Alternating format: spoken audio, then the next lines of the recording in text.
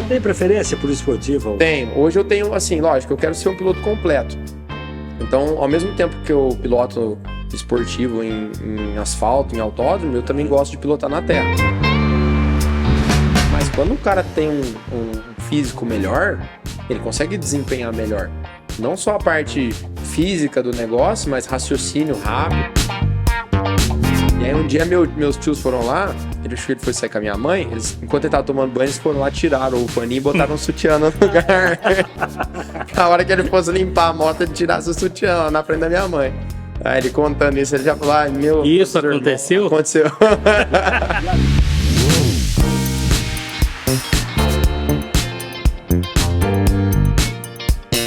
E não é que chegou mais uma quinta-feira, mais um Café com Manteiga? Pois é, como toda quinta-feira, nós estamos mais uma vez, e hoje com um assunto bacana, viu? Nós hoje estamos trazendo um cara aqui que é apaixonado por motocicleta, por corrida, né? Nós estamos falando aqui com o Rafael Toni, garoto de 33 anos, né? A formação profissional dele é administrador de empresa, né? Inclusive ele está no chão de uma fábrica, trabalhando dia a dia, mas a grande paixão dele é motocicleta. E por isso ele fez ele criou um conteúdo no Instagram, no YouTube, justamente para, né, trazer essa legião de apaixonados, e quem não está apaixonado, para que se apaixone pela motocicleta, que é a grande paixão dele. Ele gosta de passar isso para as pessoas de uma forma assim, de botar a mão na massa. E é desse papo que nós vamos falar hoje, então eu espero que você fique com a gente até o final, porque vai ser muito bacana. Você vai conhecer um bocado de coisa, saber muita coisa de motocicleta que você não sabia e vai gostar de saber. Não é isso, Deu Pereira? Como é que você tá? E aí, Marquinhos, beleza? Mais uma quinta-feira, estamos aqui. Belô? Choveu pra caramba? Choveu mais do que devia, viu, Marquinhos? É? Acho que até falta de educação chover desse tanto. E até nós vamos perguntar pro Rafael como é que é esse negócio de moto e chuva, né? Porque chuva combina muito bem, não? Saber. Mas o mais importante é falar sobre motocicletas, sobre motos e saber como é que a moto dá asas para voar. E aí, tem que saber voar, né? O Rafael, tá bom, meu irmão? Gente, é um prazer estar aqui com vocês. Mais uma vez aqui, hein? Café com manteiga. Da outra vez veio meu pai, né? Agora... já veio aqui, veio a família inteira. Veio o Marcos, que foi o meu, vamos dizer assim, foi um dos primeiros a vir aqui, né? Depois veio meu pai, teu pai, com Terras Raras, ele, o Marcelo Carvalho e o Álvaro Folk, né? Folk. Aí depois, agora você, né? Tamo aí. Quem mais veio? O meu primo. O teu primo, Eliseu, veio também. Veio também, figura. E aí, conta pra nós, como é que você tá? Tudo ótimo, sempre aí nas duas rodas, né? Aproveitando o máximo aí da vida nas duas rodas, com chuva e sem chuva. Rafael, mas você trabalha na Torre, né? Trabalho lá desde 2010. Se for considerar assim, desde o meu período de estágio, eu acho que eu fiz estágio lá com 12 anos de idade. Lá em 2002. Fui pra mina, fui lá com o pessoal de geologia. E aí, desde então, eu sempre que eu pegava férias assim, eu ia lá fazer Isso aí é exploração de menor. Eu ia lá. Mas eu ainda pedia, chegava lá, o pai, arruma lá pra mim lá, dar uma... Aí eu ia fazer via como é que era, ia pra mineração. Aí, às vezes, eu ficava lá também no controle de qualidade, e aí eu ia aprendendo um pouquinho, né? Não tem jeito, a família... O dono do boi pega no chifre. A família inteira falando de refratário todo o tempo, né? Eu tinha que estar no meio. E o padrão americano, até assim, né? As crianças, na época das férias, elas vão trabalhar. Chama trabalho de verão, não é isso? É, muito bom. Eu acho isso muito bacana, muito educativo, principalmente para a formação do ser humano. Com certeza. Até do futuro bom profissional. Eu acho muito importante isso. É lógico que eu não vou aqui ficar conflitando com as nossas leis no Brasil, mas eu acho que não tem problema nenhum uma criança se interessar por um trabalho, por um negócio da família. Se integrar essa criança. Se integrar. Não quer dizer carregar peso, trabalho escravo. Não estou falando disso. É aprender uma coisa nova, né? Faz parte da educação. É melhor ficar em casa assistindo essas coisas que não prestam na internet, não é isso? É verdade. Eu tenho uma história engraçada do Rafael, porque um dia o Rafael tá ali de uniforme da Tony e tudo, né? De botina na esquina, esperando o ônibus, né? Para ir trabalhar. E aí Eu com uma dificuldade para enxergar o número no celular, um cara do meu lado assim, eu parei e falei, vocês fazem um favor para mim, vê que número que é esse aqui. Você lembra disso? Eu lembro, acho que foi ali no centro, ali, não foi não? De frente às termas. Eu lembro. Na hora do almoço. Assim, o número é tal, manteiga. Eu falei, mas... Eu olhei pro Rafael, falou, Rafael... É que a gente cresce muito rápido, né? Aí... Não foi isso. Eu te conhecia sim, eu ia te conhecer com certeza, mas eu não olhei pra tua cara, eu só queria saber do meu número. Eu olhei pra cara, será que vocês estão olhadinho? É o número tal, manteiga. Eu falei, Rafael, você que tá aí. Se você não estava enxergando o número, você enxergou o Rafael, pô. Não, é que eu não olhei pra cara dele, eu estava interessado de outra coisa. Bom demais, né? Umas histórias que, né? Ô, Rafael, como é que é esse negócio de moto, meu irmão? Conta pra nós, como é que você começou esse trem? Cara, foi um negócio muito louco, porque assim, a minha história de moto, geralmente assim, os outros influencers que eu tenho amizade, né, e que eu trabalho junto, geralmente começaram criança. Meu pai andava, todo mundo já ali desde criança já se interessando por moto, e comigo não foi assim. Meu pai andava de moto, e quando eu nasci, meu pai vendeu a moto, porque ele tinha medo de eu gostar de moto. Então parece que não funcionou muito, né? Mas... Isso aí tá no sangue. Não tem jeito. E é assim, beleza, na minha infância eu gostava mais de carro. Meu pai sempre gostou de oficina, né? Então na casa dele sempre teve uma oficininha, e eu lembro que ele tinha lá no apartamento que a gente morava, ele tinha um quadro de uma Lamborghini na oficina, assim.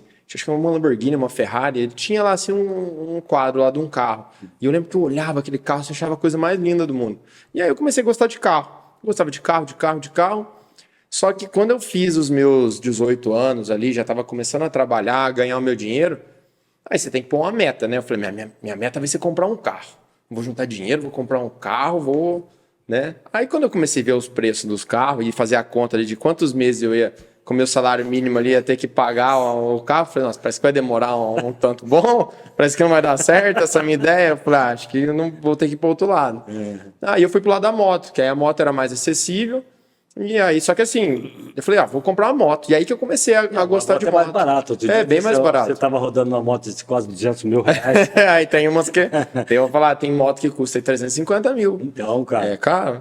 Parece um carro também, mas é caro. Mas aí foi assim, eu comecei a ter esse gosto por moto justamente para ter ali o meu bem, né? Comprar, ir atrás, ir na loja, escolher. E aí depois que eu consegui conquistar a minha primeira moto, foi uma Kazinski 150, paguei 4 mil reais nela, na época. Porque você estava aí saindo para viajar nela, nós encontramos um posto de gasolina, né? Eu viajava até com ela. Você viajava sozinho, Rafael? Então, no começo eu comecei a viajar sozinho, pegava assim, ia sozinho. Aí você ia passear, né? Ia passear. E aí tinha um amigo meu, que o pai dele tinha uma Yamaha, uma Dragstar. E a gente ia viajar junto. Só que a Dragstar era muito mais forte que a minha Kazinski. Então ele tinha que andar na... A Kazinski era qual cilindrada? 150. Só que ela é uma 150 muito fraca ainda. Se você for pegar uma 150 de hoje, a 150, 160, anda bem mais do que ela. Era uma moto carroça, né? Era, totalmente. E aí meu amigo tinha que andar na marcha lenta e eu de final, pra gente conseguir andar junto na estrada. Dói, hein? Era engraçado. Bom, mas na verdade também vocês não estavam apostando nenhum tipo de corrida. Não, era só viajar. Às vezes ele, assim, então ele não podia nem... ter tanto esforço assim, para um andar do lado do outro. Não podia ter uma subidinha, que aí a minha moto já não aguentava. Ele tinha que até reduzir marcha para poder me esperar, que senão... Aí levava uma água mineral, coisa, sentava, esperava você chegar. Tinha que ser. Ô, Rafael, teu pai tinha moto, né? Teve, bastante. Ele te contou que ele empinava a moto dele, não?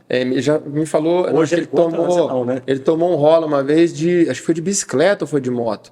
Parece que minha mãe estava na porta da escola e ele foi passar empinando na frente, fazendo graça para ela e caiu. Aí ela fala, é bem feita lá, foi fazer graça, caiu. Isso eu não sabia, não. Mas teu pai, o líder era muito cuidadoso com as motos. Sabe? As motos dele, ninguém punha a mão, né? Não, meu pai era... Não deixava mesmo. Tem a história do sutiã, você sabe? A história do sutiã? Não. Eu não sei se foi com ele ou se foi com meu tio. Foi um que sacaneou o outro.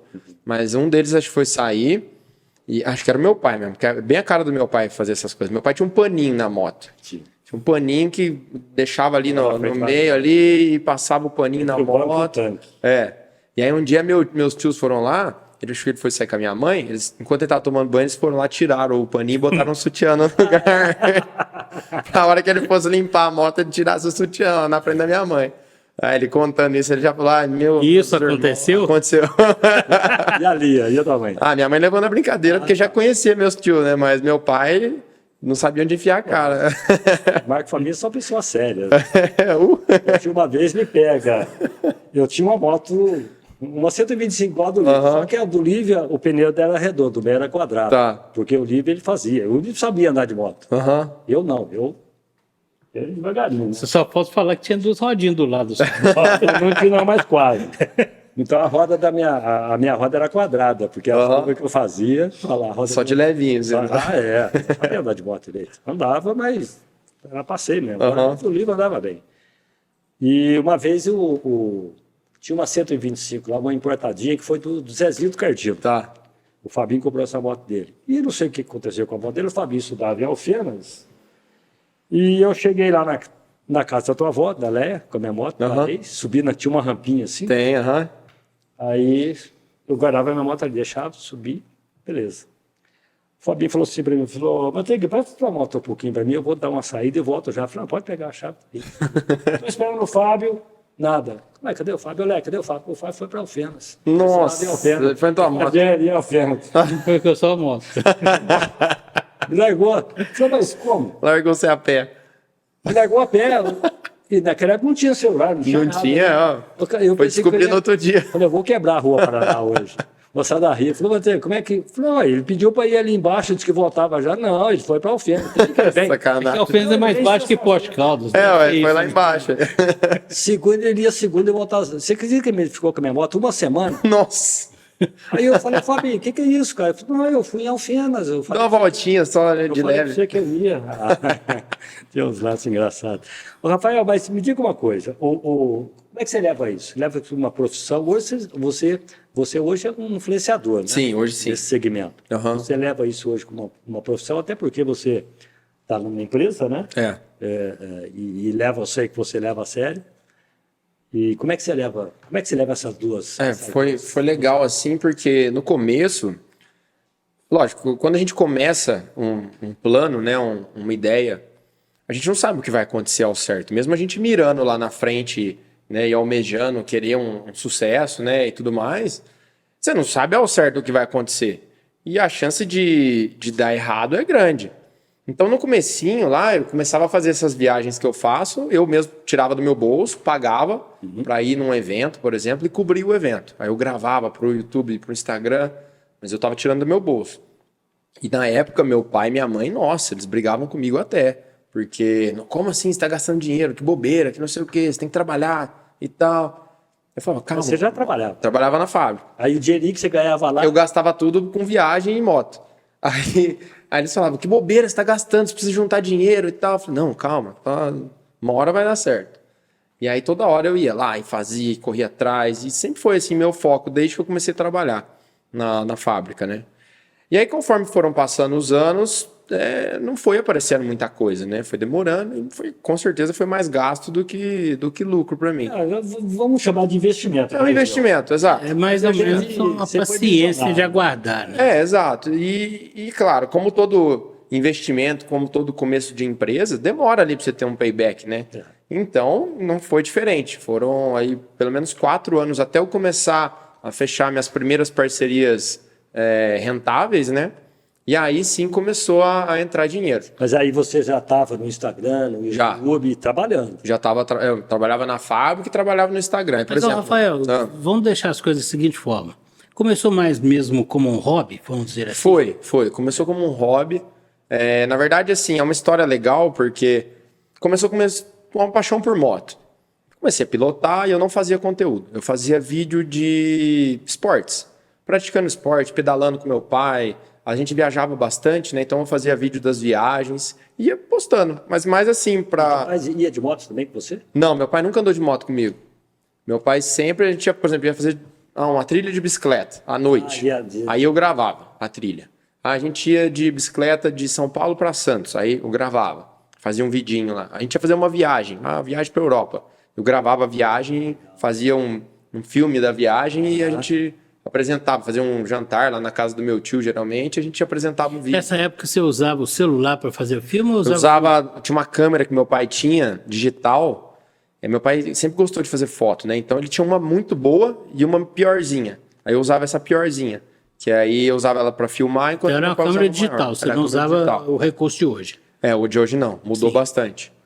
Eu usava mais essa câmera e uma GoPro que eu tinha, mais antiguinha, que eu conseguia fazer os vídeos mais, né, vídeo na água, né, às vezes ia fazer um mergulho, alguma coisa, eu usava essa outra, algum vídeo Você de pensa que a bicicleta. GoPro mudou assim, a qualidade, mas não foi assim um pulo muito grande. Sim, não. é. Ela aumentou algumas Umas funções, funções de, FPS, inclusive, alguma coisa. de não trepidar essas coisas. o Basicamente, Hyper Smooth. a GoPro antiga é quase igual quase a igual a- GoPro 12 hoje. Isso, muda pouca coisa. E aí, conforme a gente foi fazendo essas viagens e tudo, pra vocês terem ideia, eu lembro de começar a gravar os vídeos, porque vamos falar assim, a gente fazia uma viagem de 30 dias. Eu gravava todo dia. Só que se eu deixasse para editar esses 30 dias no fim da viagem, ia demorar 3 meses para editar. Então eu pegava toda noite, enquanto todo mundo ia dormir, eu editava o vídeo. Só que a gente ficava os 4 num quarto, né? E aí todo mundo ia dormir, eu com o computador ligado lá e editando. Só que aí tava 2, 3 da manhã eu lá editando. E a gente ia acordar às 7 no outro dia. Eu lá editando. Nossa, mas eu ouvi tanto dos meus pais. Vai dormir, que você tá com o computador ligado. Eu tinha que esperar. Falei, calma, no final da viagem vocês vão ver.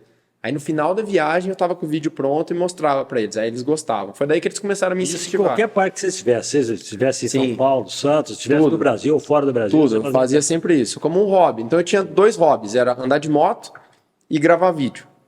E aí, depois eu entrei para o motoclube, né? Conforme eu fui trocando de moto, evoluindo, eu entrei para o motoclube lá em São Paulo, na verdade em Jundiaí. E aí eu ia todo final de semana para lá. Ia lá, a gente fazia festa, fazia viagem e tudo mais, né? Fazia umas viagens, a gente ia para Curitiba. ia na Kazinski. Não, aí eu já tava com a Harley. Na época eu tava com uma Harley. Eu tive a Kazinski, depois uma CB300, aí depois eu peguei uma Harley. Aí com a Harley eu fazia essas viagens. E aí, depois que eu fui, né, depois foi passando o tempo, os anos, eu resolvi vender a Harley, porque eu tava de saco cheio já do estilo da moto, queria pegar uma moto mais esportiva, uma moto japonesa de novo. E aí foi quando eu saí do motoclube, e aí todo esse final de semana que eu tinha com o motoclube ficou vago. Então eu falei assim, pô, o que eu vou fazer no meu final de semana? Eu ia para viajar de moto. Agora eu vou ter a moto, vou viajar, mas não... O que eu vou fazer? Não vou ter aquela vibe de ficar com os amigos, a gente fazer a festa, organizar evento. Aí eu falei, vou juntar essas minhas 2 paixões. Vou montar um canal no YouTube falando de moto e dessa experiência de moto que eu tenho, de viajar, de curtir. E aí foi indo. Essa CB, sempre me chamou a atenção, que essa CB300, tu era Honda. Era Honda. Era Honda. Você conhecia, eu tive uma CB360, 4 tempos, né? Essa é mais antiga, né? A minha era 74. Bonita. Que tinha o pneu quadrado também. A CB300 também é 4 tempos, né? 4 tempos. Hoje quase todas são 4 Quase tempos. todas. Mais Não, moto moto de... dois tempos. só Não usa moto mais de 2 tempos, competição, de a não trilha. ser de trilha, né? Aí chama 2 tempos. Mas é mais O difícil. cara passar no ADT, aquilo fazia uma fumaça. Aí o Lucas ainda falou para mim, ele falou, pai, isso aí não existe mais não, isso aí não fabrica isso mais não. É porque ela queima o Pobre. óleo junto com o lubrificante, junto com o combustível. Hoje no Brasil, a gente tem umas normas bem rigorosas de poluente, tem parte de ruído, também é muito rigoroso, inclusive mais rigoroso que na Europa. É bom você falar isso aí, Rafael. Tomara que aplique essas normas, né? Tanto de ruído quanto de poluição. Pelo menos nas motos originais, sim. E é bem rigoroso. Tanto que algumas motos que são fabricadas para o mercado europeu, e quando elas vêm para o Brasil, elas têm que sofrer uma alteração, tanto de mapeamento de motor quanto de escapamento, para poder se adequar a essas normas. E também é por isso que as motos vêm muito mais caras para o Brasil, porque além dos impostos, eles têm que fazer todo esse investimento em escapamento, mapa, né? Tem toda essa parte. Peraí, explica melhor para a gente, para mim, para o Marquinhos, para quem está nos assistindo aqui. As legislações, ou melhor, a legislação brasileira era mais rigorosa do que a do exterior? É mais rigorosa. É bem mais rigorosa, principalmente quando se trata de ruído. E ela funciona? Funciona porque assim, funciona assim, em partes, né? E vamos falar, para você, se você for uma marca, você for lançar uma moto, sua moto tem que ser homologada. Porém, são pouquíssimos laboratórios que conseguem fazer essa homologação. Por exemplo, esse ano, como a gente está tendo uma atualização aí de Promote, que são a aplicação das novas leis de ruído e poluente, esse ano, algumas motos vão ter que sair de linha para a entrada de novos motores. Então, né, igual a gente teve agora, a Honda XRE 300 saiu de linha e entrou a Saara 300 com um novo motor, justamente para poder atender essas novas normas. Inclusive, ela tem um pouquinho menos de potência do que a antiga. Então, geralmente acontece isso. Por exemplo, você pegar a Kawasaki ZX6R, quando ela teve a atualização dela, ela perdeu um cavalo de potência. As BMW GS 750 também, quando vieram para o Brasil, perderam potência em relação ao exterior, por conta disso, para poder se adequar a essas normas. É porque a gente fala de adequação quando chegam alguns carros, né? Que a nossa estrada é diferente. É a tropicalização, né? Que é essa estrada, a parte do álcool que tem no combustível também tem que adequar. Mas a motocicleta acontece a mesma coisa? A mesma coisa. Com relação à rodagem? Sim, a mesma coisa. Ela precisa passar pelo remapeamento, às vezes precisa trocar peça dela para poder aguentar a corrosão do álcool, né, dentro do aguentar motor. nossas estradas. E as nossas estradas. E aí ainda tem que passar os fluidos. Eu tinha fluidos. uma ideia exatamente ao contrário e oposta disso que você está falando, porque... Você está falando com relação à legislação? À normatização, né? Porque, afinal de contas, eu entendo, no meu ponto de vista, que as normas americanas e europeias são mais exigentes do que as brasileiras. E pelo que você está falando, não. As brasileiras são mais rigorosas. Inclusive, não é uma reclamação, mas é um ponto que as marcas reclamam muito pra gente. Por exemplo, a gente cobra muito eles, né? Fala, porque assim, os nossos seguidores cobram a gente. Por exemplo, Yamaha. Por que não traz a Yamaha T7, que é uma Big Trail super famosa lá fora, já tá lá fora há alguns anos. E, assim, ela é perfeita pro mercado brasileiro. Todo mundo quer essa moto aqui. Mas a Yamaha não consegue. Ela é terra para terra? Ela é para terra, mas também anda no asfalto, né? Para fazer viagem e tudo. Mas a Yamaha não consegue ainda adequar essa moto para o mercado brasileiro. E você está falando uma coisa interessante, Rafael, que me chamou a atenção, é o seguinte, é que com relação ao combustível, que eu acho que é interessante, que hoje a mistura parece que a proporção é 30%, se não me engano. 27% de álcool na gasolina, mas tá rolando uma tentativa aí de colocar 30%. Tá, mas vamos colocar que seja 27% ou 30%. Ou seja, a taxa de combustão de uma moto, de um motor a gasolina, é diferente da taxa de combustão de um motor a álcool. Sim. E quando você coloca álcool no combustível, você altera uma variável muito grande aí, que é o combustível. E como é que você consegue fazer? Bom, nós vamos entrar na parte bacana de você fazer vídeos para a internet, essas coisas também. Essa parte técnica eu acho que faz importante a gente passar por ela também. Sim. Como é que eles conseguem, por exemplo, dosar essa taxa de combustão, que é um elemento físico? É volume varrido por volume comprimido. Então, como é que você consegue adaptar esse motor para usar um combustível adulterado, vamos dizer assim, não no sentido pejorativo? Sim. Né? Para rodar aqui no Brasil. Então, vamos falar assim, existem duas propostas de motores aqui no Brasil. Os motores que são projetos nacionais e os projetos que vêm de fora. Então, por exemplo, a gente pega um motor de uma Saara 300, aí é um motor que foi projetado no Brasil, hoje esse motor tem na Índia também, mas esse motor foi projetado aqui e ele foi feito para ser um motor flex, com uma taxa de compressão variável para aceitar gasolina e álcool. Tanto é que tem mais potência no álcool do que na gasolina. Sim, por conta da octanagem, e aí ele consegue ter uma taxa de compressão melhor. Porém, se ele fosse só álcool ou só gasolina, ele ia render mais potência. Ele ia ter uma performance melhor. Mas por conta disso, ele tem que ter essa variável. E aí, qual que é o grande problema disso? Quando você pega um motor de uma moto super esportiva, que gira 16.000 RPM, que é o caso da minha Kawasaki, é um motor que exige muito do combustível. Se você colocar um combustível comum de 30% de álcool nele... O motor vai falhar. Vai falhar e pode ser que até que quebre. Então é muito complicado. Então o que a gente tem que fazer? Abastecer só com gasolina pódio. Né? No caso, gasolina premium. Que aí ela premium não tem álcool? Tem também, mas a quantidade é menor.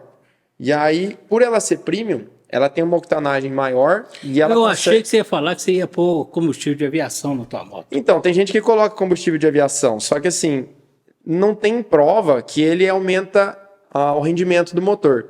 E ele ainda tem alguns... Mas não tem outro componente além da gasolina. Sim, exato. Só que assim, ele tem alguns problemas nele que podem danificar o motor também. Então, por exemplo, qual que é o melhor combustível hoje pra gente é o combustível premium. No caso, a gasolina Podium aqui, pra gente que tem aqui em Poços, né? Então, na minha moto mesmo, vem um adesivo gigante assim no tanque dela, falando só abasteça com combustível premium, com octanagem acima de tantos %. Porque se eu abastecer com combustível comum, ela pode danificar. O problema é que você sai de Poço, vai para um outro lugar, né? É muito complicado. Essas Muito motos, complicado. essas motos de competição, que combustível usa? Qual? É gasolina premium. Sempre a premium. Às vezes, assim, em casos extremos, algumas pessoas usam metanol. Você hoje tem uma Kawasaki. Tem uma Kawasaki. Hoje eu tenho uma Kawasaki, Kawasaki Ninja ZX6R, 636, uma 600. Eu já tive 1000 também, já tive uma R1, já tive moto de todo jeito. Mas hoje eu tenho essa Kawasaki. Eu tenho uma CRF 250F, que é uma moto de motocross, que eu também uso ela como super moto em cartódromo, então eu troco a roda dela para poder correr com ela no asfalto também. E tem uma scooter, que é a que eu vim para cá hoje, que é meu meio de transporte. Meu meio de transporte mais... a scooterzinha. Que ela para na rua, anda em qualquer lugar, é econômica, é boa. Tá, e já que nós estamos falando de motorização, moto, marca e tudo mais, qual que é a marca, a boa mesmo, a marca? Vamos falar assim, eu sou fã das marcas japonesas, eu gosto bastante. Tanto que nos últimos anos aí eu só tive marca japonesa. Sempre que eu tentei sair das japonesas, eu tive algumas surpresas que eu não gostei muito. De problema de manutenção, problema de peça, né? E não é só por conta de ser japonesa ou não, mas por conta das japonesas terem chegado aqui antes, né? Você pegar a Yamaha e Honda, aí estão 50 anos no Brasil. Suzuki também tá. Suzuki. Então, assim, são marcas que têm uma estrutura muito grande aqui no país. Então, taxa a peça mais fácil. A Ducati é italiana, né? Ducati italiana, uma moto assim, eu já testei várias, nunca tive Ducati, mas sempre andei de Ducati. Gosto bastante da moto. tudo que é moto, né? Eu tenho uma listinha lá com todas as motos que eu já andei, acho que tá com 170 motos testadas agora, por aí. 170? Você tá com quanto tempo nessa vamos falar em uns 11 anos. Você começou muito novinho, né? E também é uma tendência natural, né? Basicamente, Rafael, de você não só testar motos diferentes, como também querer motos diferentes, como querer também almejar um upgrade, né? Com certeza. Na conquista de motos, né? De melhor qualidade. Sim. Você passa a ser mais exigente. Demais. E até assim, não só para a moto que eu vou ter, para mim, mas a moto que eu vou indicar para os meus seguidores. Então, por exemplo, eu vou testar a moto tal. Se eu não gostar da moto, eu falo que eu não gostei da moto, não gostei daquilo. Você não tem vínculo, né? Não tem fabricante. Vínculo. Inclusive, quando a gente é convidado para fazer esse tipo de conteúdo, a gente pode falar mal das motos, não tem problema. Desde que seja honesto. Desde que seja honesto, claro, não posso mentir. E desde que você esteja embasado, né? Sim, claro. Fala assim, moto trepida. A própria marca, quando chama a gente, já sabe os defeitos da moto, já sabe as propostas que a moto tem. Por exemplo, minha scooter, eu não vou querer uma performance numa scooter. A velocidade máxima dela não passa de 100 por hora. Ela não vai passar de 100 por hora, é uma scooter. Ela nem foi fabricada. Foi feita para isso. Mas você já fez alguma observação técnica em alguma moto cuja fábrica promoveu um recall em função disso? Não exatamente. Mas eu já detectei alguns problemas. Por exemplo, quando eu tive uma Yamaha MT-09, essa eu tive. Ela teve um problema de kit relação. E depois a Yamaha teve um recall de kit relação nela. A moto era muito forte para a relação que vinha nela, para o material que era feito a relação. Então precisou trocar. Mesmo a relação que eles trocaram depois ainda não ficou muito boa. A moto ainda acabava a relação muito rápido. Aí eu mesmo fui... até por conhecimento de materiais que eu tenho lá na fábrica, eu falei, não, o metal melhor para isso aqui vai ser esse material aqui, ó. Aí eu coloquei e funcionou legal. Então, aí você fez um service boletim? Eu comentei já com o pessoal lá do marketing da Yamaha, e eu acho que até o modelo mais novo eles fizeram alteração nisso. Eu não estou entrando muito no Marquinhos aqui não, porque está cheio de perguntas aqui para você. Uma coisa puxa a outra. Que ele estava indo numa vibe também, que ele começou a falar sobre os patrocinadores dele. Sim. Então, você não tem patrocinador fabricante, tem? Ou não? Eu tenho patrocinadores acessórios e tenho também parceria com concessionárias, né? Então, por exemplo, a Rota K é uma parceira que eu tenho lá em Jundiaí, Campinas. Ela é concessionária aqui? Concessionária Kawasaki. Inclusive, por coincidência, não foi por parceria, mas eu comprei minha moto lá.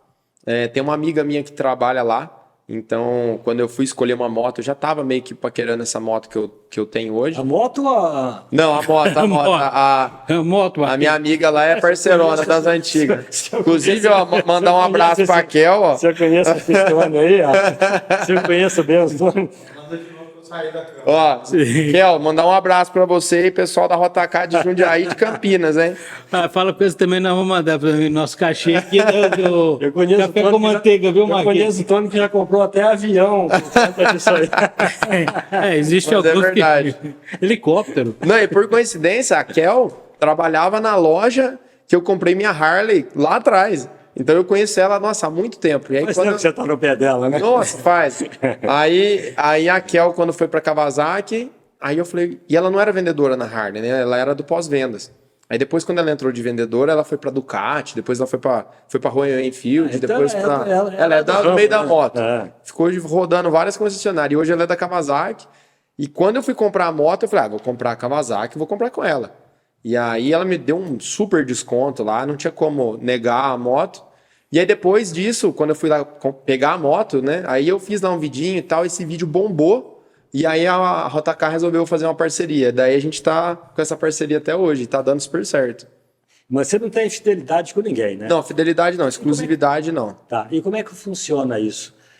Porque, por exemplo, eu já te vi...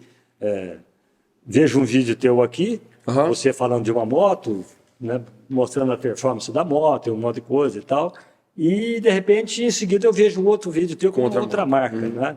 Como é que funciona isso? Os caras te ligam, Rafael, vem fazer um teste para mim aí. Como é que é isso? Acontece basicamente de duas formas. Ou a marca me chama, ou eu vou atrás da marca. Então existem essas duas Você vai até a possibilidades. marca que oferece seu trabalho, é isso?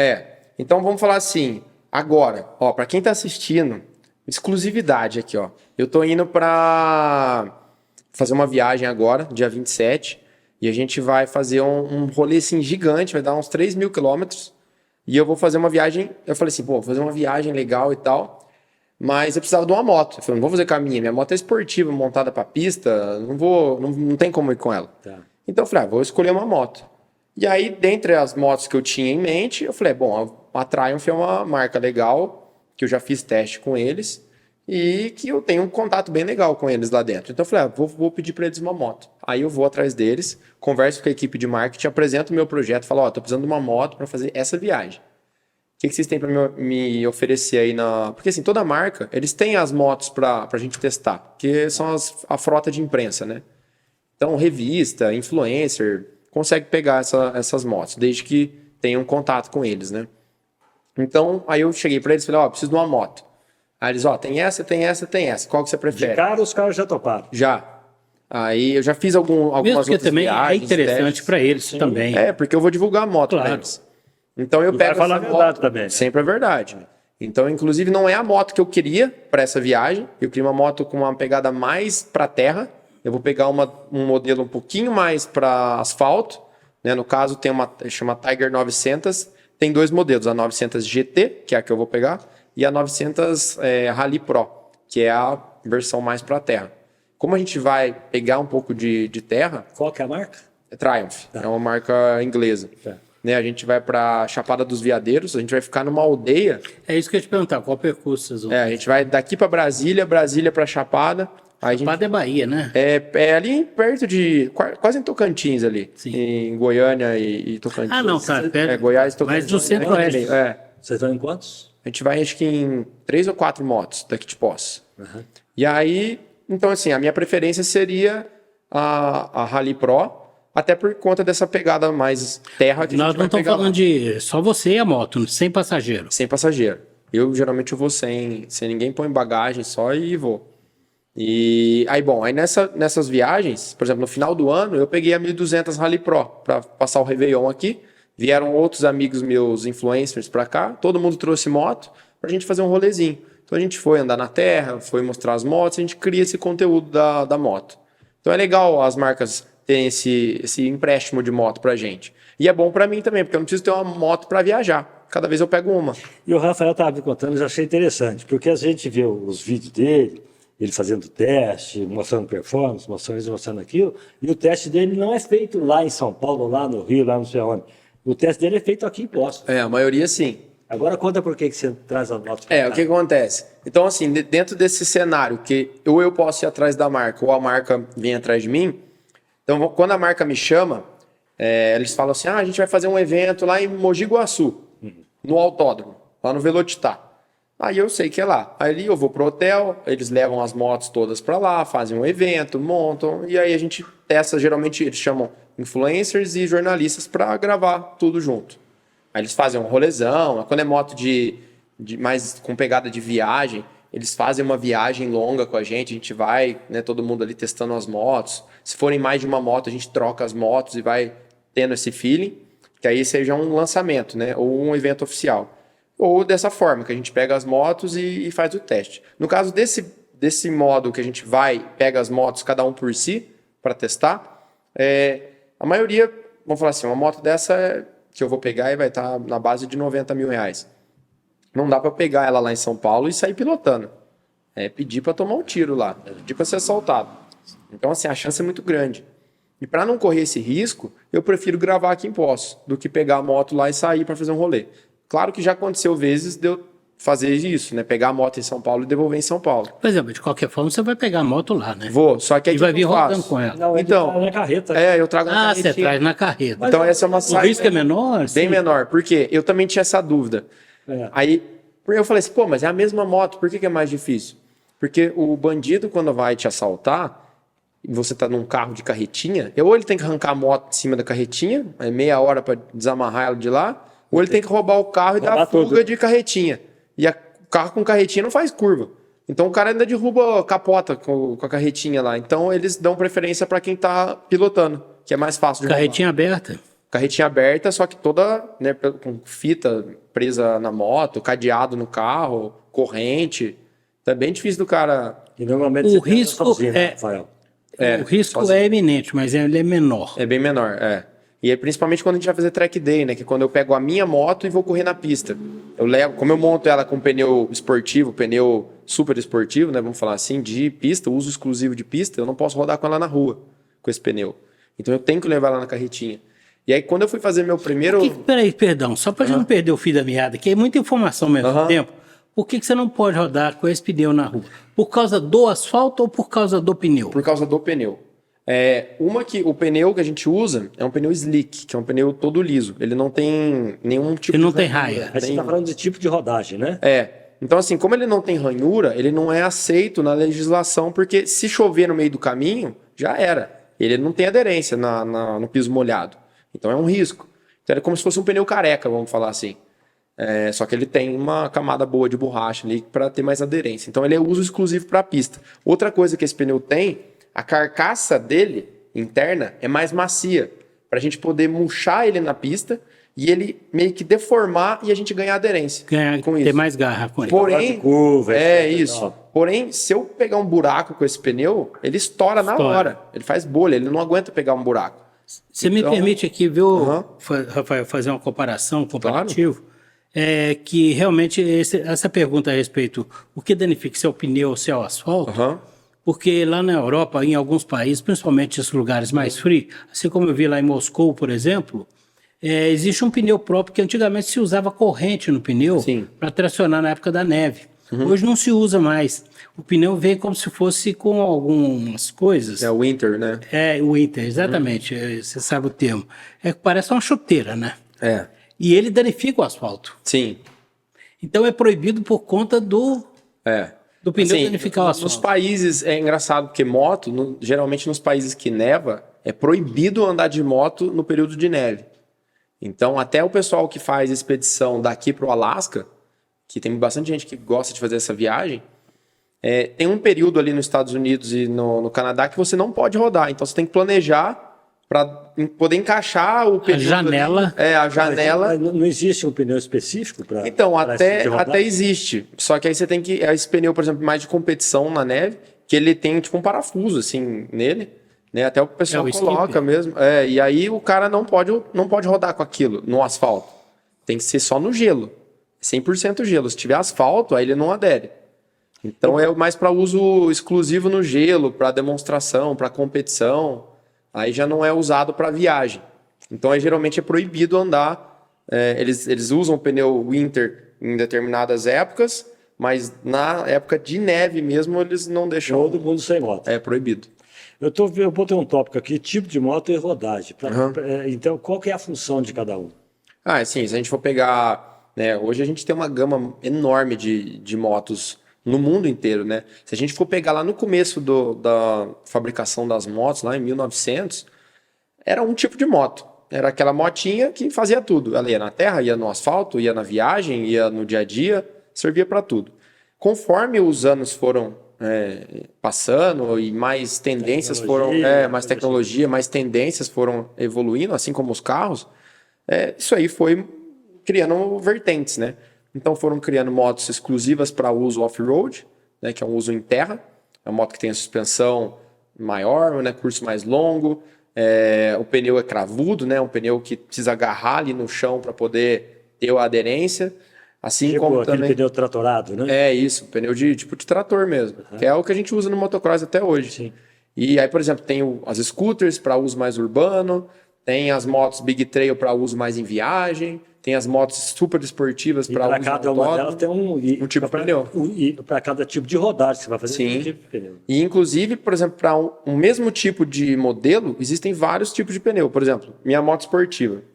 Eu uso ela com esse pneu super esportivo quando eu uso ela em autódromo. Para rua, eu tenho um pneu que eu uso, que ele é um pneu bem esportivo, mas é permitido o uso dele em rua, né? Na cidade, na estrada. Porém, se eu quiser ter opções de pneu para fazer viagem com ela, eu consigo também. Um pneu que vai durar mais quilometragem, que vai ser melhor de chuva. Geralmente, o pneu mais esportivo é pior de chuva. Ele é melhor aderência no seco, mas quando chove ele piora. Porque ele tem menos ranhuras justamente para ter mais contato com o asfalto. Porém, na hora que chove fica mais crítico, né? E um pneu que tem uma longevidade maior, né, uma quilometragem maior, geralmente ele tem mais ranhuras para poder escoar melhor a água e geralmente a borracha dele é mais dura, para ele poder durar mais. Só que aí também, numa pilotagem mais esportiva, ele escorrega mais. Então, nós estamos quase entrando aqui na Fórmula 1 agora. Bem isso. Realmente são detalhes técnicos que são importantes. E que nos chamam a atenção nessa sua entrevista, a gente está aprendendo muito com isso, é exatamente isso. Você pega a dureza da borracha do pneu, que você mede lá, tem um medidor de dureza lá, e com esse medidor de dureza você sabe que é um gráfico cruzado. Você tem mais dureza, você tem mais durabilidade, mas em compensação você tem menos estabilidade, porque ele adere menos. Isso, perfeito. Está perfeita a leitura? Então, o que acontece? Quando você fala de pneu, assim como nós falamos de combustível, que é muito específico, e nós estamos falando de pneu, que também é muito específico também, isso passa por um contexto geral do piloto avaliar qual a melhor situação para que ele possa usar essa moto. Inclusive, as marcas também se preocupam bastante com isso. É comum achar no mundo da moto pneus que tem, que a gente chama de bicomposto e tricomposto. Então, vamos falar assim, a banda principal de rodagem dele, o meio do pneu, é mais duro, para aguentar mais quilometragem. Porém, conforme você vai chegando próximo das bordas, ela vai ficando mais macia. Porque é a hora que a moto está inclinada e precisa de mais aderência. Você vai entrar em curva. Entrar em curva. Então, aí são pneus que são bicompostos, com duas camadas de borracha, né? Duas densidades diferentes. E o pneu tricomposto, que são com 3 faixas de borracha ali, né? Uma mais macia na borda, uma média no meio termo ali e uma mais dura no meio. Então até isso tem essa variação aí também. Você está falando de pneu, falando de motorização, tudo, você tem alguns cursos. Tem bastante. 15 cursos, né? Que curso você fez? Você fez pilotagem, que está aqui? Pilotagem esportiva. Então, o primeiro curso que eu fiz...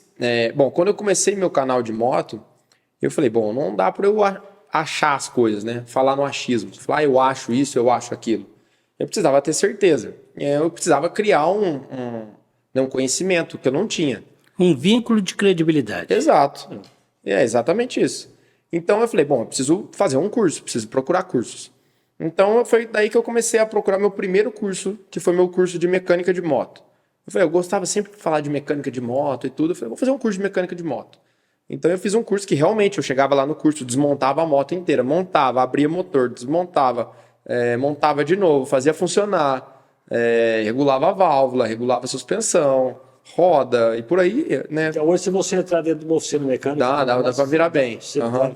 Dá. E isso é bom até porque, por exemplo, quando eu chego pro meu mecânico, né, também mandar um abraço pro pequeno lá, quando eu chego lá para ele, falo, minha moto tá com tal problema. Eu já sei até onde é o problema.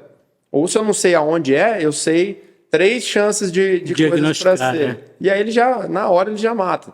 Então, acaba ajudando a encontrar o problema. E isso também ajuda muito na pilotagem na pista. Porque se acontece um problema na pista comigo, na hora eu sei o que está acontecendo, onde pode ser o problema. Então eu sei se pode ser que aquele problema afete muito a minha moto ao ponto de quebrar, ou se é um probleminha que dá para conviver com ele e dá para rodar o resto do dia. Quando você fez o curso de mecânica e se você fez o curso de... Ele tem um curso de preparação de motores. Preparação de motor também É um curso diferente. Sim, aí foi outro curso. Eu fiz o curso primeiro de mecânica de moto, depois o de preparação de motores. Como é que você vê? Como é que você prepara um motor? Exemplo, Então, motor... Fala uma cilindrada aí, uma potência de um motor, então, por exemplo. Se a gente pegar um motor mais antigo, de uma moto carburada, a gente vai ter um tipo diferente de preparação nela. Então, por exemplo, era muito comum lá, meu pai mesmo preparou o motor dele quando ele era moleque lá, ele rebaixou o cabeçote, aumentou o pistão, tudo isso para dar mais potência para a moto. Só que você tem que ter uma conta para não ter o fator quebra, né? Então, conforme você aumenta a potência, com certeza você vai ter ali alguma peça da tua moto que vai virar um gargalo que pode ser que quebre. Você preparar um biela, né? E por aí vai. Você preparar um motor hoje é diferente de preparar um motor na época que eu tô preparando. Sim, com certeza. Tecnologia. Então, assim, aí você preparar um motor daquela época, eu acho muito mais difícil. Tem gente que gosta até de preparar porque é um trabalho artesanal, né? Você tem que abrir, montar, ajustar ali vou falar assim, no pistão ali onde encosta a válvula para não encostar. Então é um trabalho artesanal. Agora, você pega uma moto de hoje, a preparação dela é muito mais fácil de fazer. Porque hoje, justamente por conta desses critérios que a gente tem de poluente, ruído e tudo mais, quando a gente faz uma preparação, a gente elimina tudo. Então a moto já automaticamente rende muito mais potência. Ela vai poluir mais. Passar equipamento nela.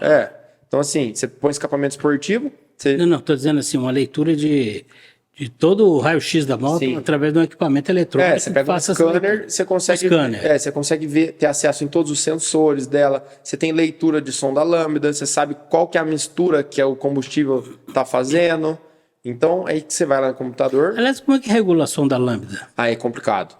Nossa, é complicado. Outro dia eu fui ver o meu preparador, mandar também um salve pro Paulinho Superbikes. Meu preparador, Paulinho Superbikes, ele é fera. Fera um dos melhores preparadores do Brasil. E quando ele foi montar a gente chama de remap, né? Que é o remapeamento da central eletrônica da moto. Agora explica só para o pessoal, lógico, eu te fiz uma pergunta que eu sei. O que é a sonda? A função dela de... O que é? Sonda lambda. Sonda lambda. Ela faz a leitura da mistura, é isso? Da mistura. Ela faz a leitura ali, depois da queima do combustível, né? Ela faz a leitura do que sobrou ali no escapamento. Aí ela sabe se foi uma queima rica ou pobre, né? Com muito combustível, pouco oxigênio. Aí ela faz a regulagem da queima lá na frente, né? Então, por exemplo, vamos falar assim, a moto está em baixa rotação, eu preciso que ela dê mais torque. Aí a sonda vai lá e regula. Eu preciso agora, ela está em giro alto, aí ela vai lá e regula. Então, assim, ela é vital para fazer uma preparação. No caso, por exemplo, a minha moto de motocross não tem sonda lambda. Ela tem central eletrônica, mas não tem sonda lambda. Então ela faz uma leitura meio que padrão por conta de ser uma moto de competição. Ela faz uma leitura de margem. De margem, porque ela não precisa cumprir legislação de poluente, porque é uma moto que é uso fora da rua, é um uso só na estrada de terra. Então eu não preciso ter placa, seta, farol e não precisa cumprir legislação. Então não preciso pagar IPVA nela. Então, aí ela também pode ter um pouco mais de potência por conta disso, né? Ou a mistura dela é diferente. Agora, na minha moto de super esportiva, aí já é diferente, porque eu posso rodar com ela na rua e na pista. Aí você tem que cumprir as regras dos circulação. Dois. Então, assim, aí a primeira coisa para uma preparação, a gente troca o escapamento, porque o escapamento, do jeito que ele é feito pela fábrica para o mercado nacional, é para cumprir a legislação de ruído e poluente. Então, o que eu preciso tirar para poder fazer essa preparação? Tirar o catalisador e tirar o abafador extremo que vem original na moto. Porque a moto não pode fazer barulho. Ela tem que ser bem silenciosa. Mesmo uma moto que é 4 cilindros, que super esportiva, ela tem lá um limite de ruído. E é claro que quando a gente põe escapamento, ela muda, altera isso. Tem até é uma briga aí da polícia com os motociclistas, Isso que eu ia te porque falar, porque- altera, não altera, muda, não muda. Vai. Aí, na teoria, precisa de decibelímetro para medir, a polícia não tem decibelímetros, mas multa como alteração de característica do veículo, que na verdade não é, então é uma briga. Né? Nunca vai ter solução isso. Como é que você vê essas motos que andam, que estão na rua aí? Tem moto, por exemplo, a gente pega moto um cilindro que a galera fura o escapamento para fazer barulho, aí é triste. Né? E outra, é uma moto que o cara tá usando no dia a dia, todos os dias da semana. Aí E ela dá reversão de combustão também, que é desagradável. complicado, é. Então, assim, tanto que a minha scooter não tem escapamento esportivo. Ela tem um escapamento original, uma moto para ser usada no dia a dia. Agora, a minha moto de trilha e a minha de motocross e a de competição, elas têm escapamento esportivo. É uma moto que eu não uso no dia a dia. Eu uso fim de semana e só em evento, em track day, em autódromo, que no autódromo é permitido também. Então, aí eu aceito bem, sabe? Eu falo, não, é legal, o cara tá usando só fim de semana. Também dá... O cara, agora, você pegar e ficar cortando giro no centro meia-noite, aí também não dá, né? Aí tem que ter um pouco de bom senso também, né? Você está falando em eventos. Fala um pouco desses eventos que você participa aí. Ó, eu tenho vários eventos, inclusive estou aqui com a camiseta aqui do Festival Interlagos, que é o maior evento de motos do mundo que a gente tem aqui no Brasil. Acontece lá em Interlagos.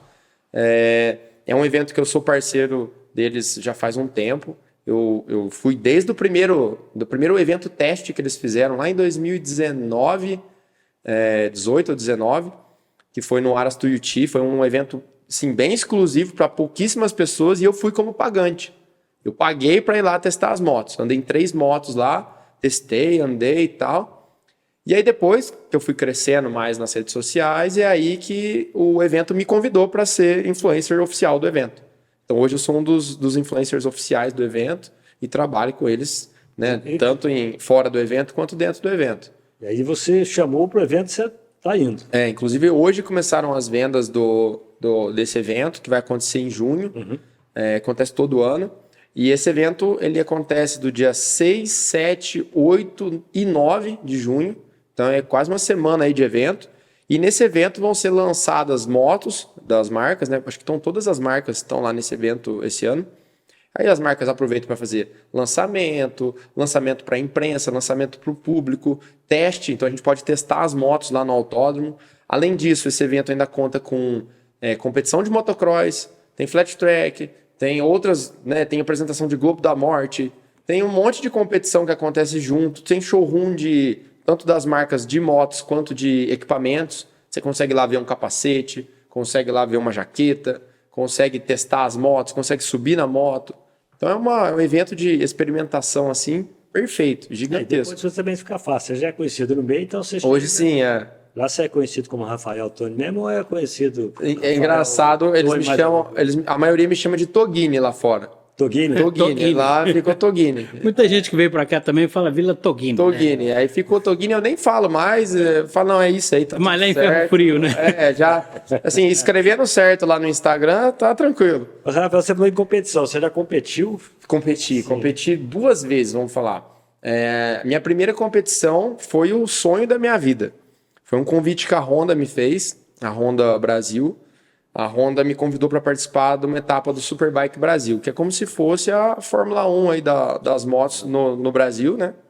E foi uma realização de um sonho, porque desde criança eu assistia corrida, via Ayrton Senna correndo em Interlagos, e era assim, um negócio extremamente distante. Eu nunca imaginei que fosse lá ver uma corrida, muito menos andar e competir dentro da pista de Interlagos.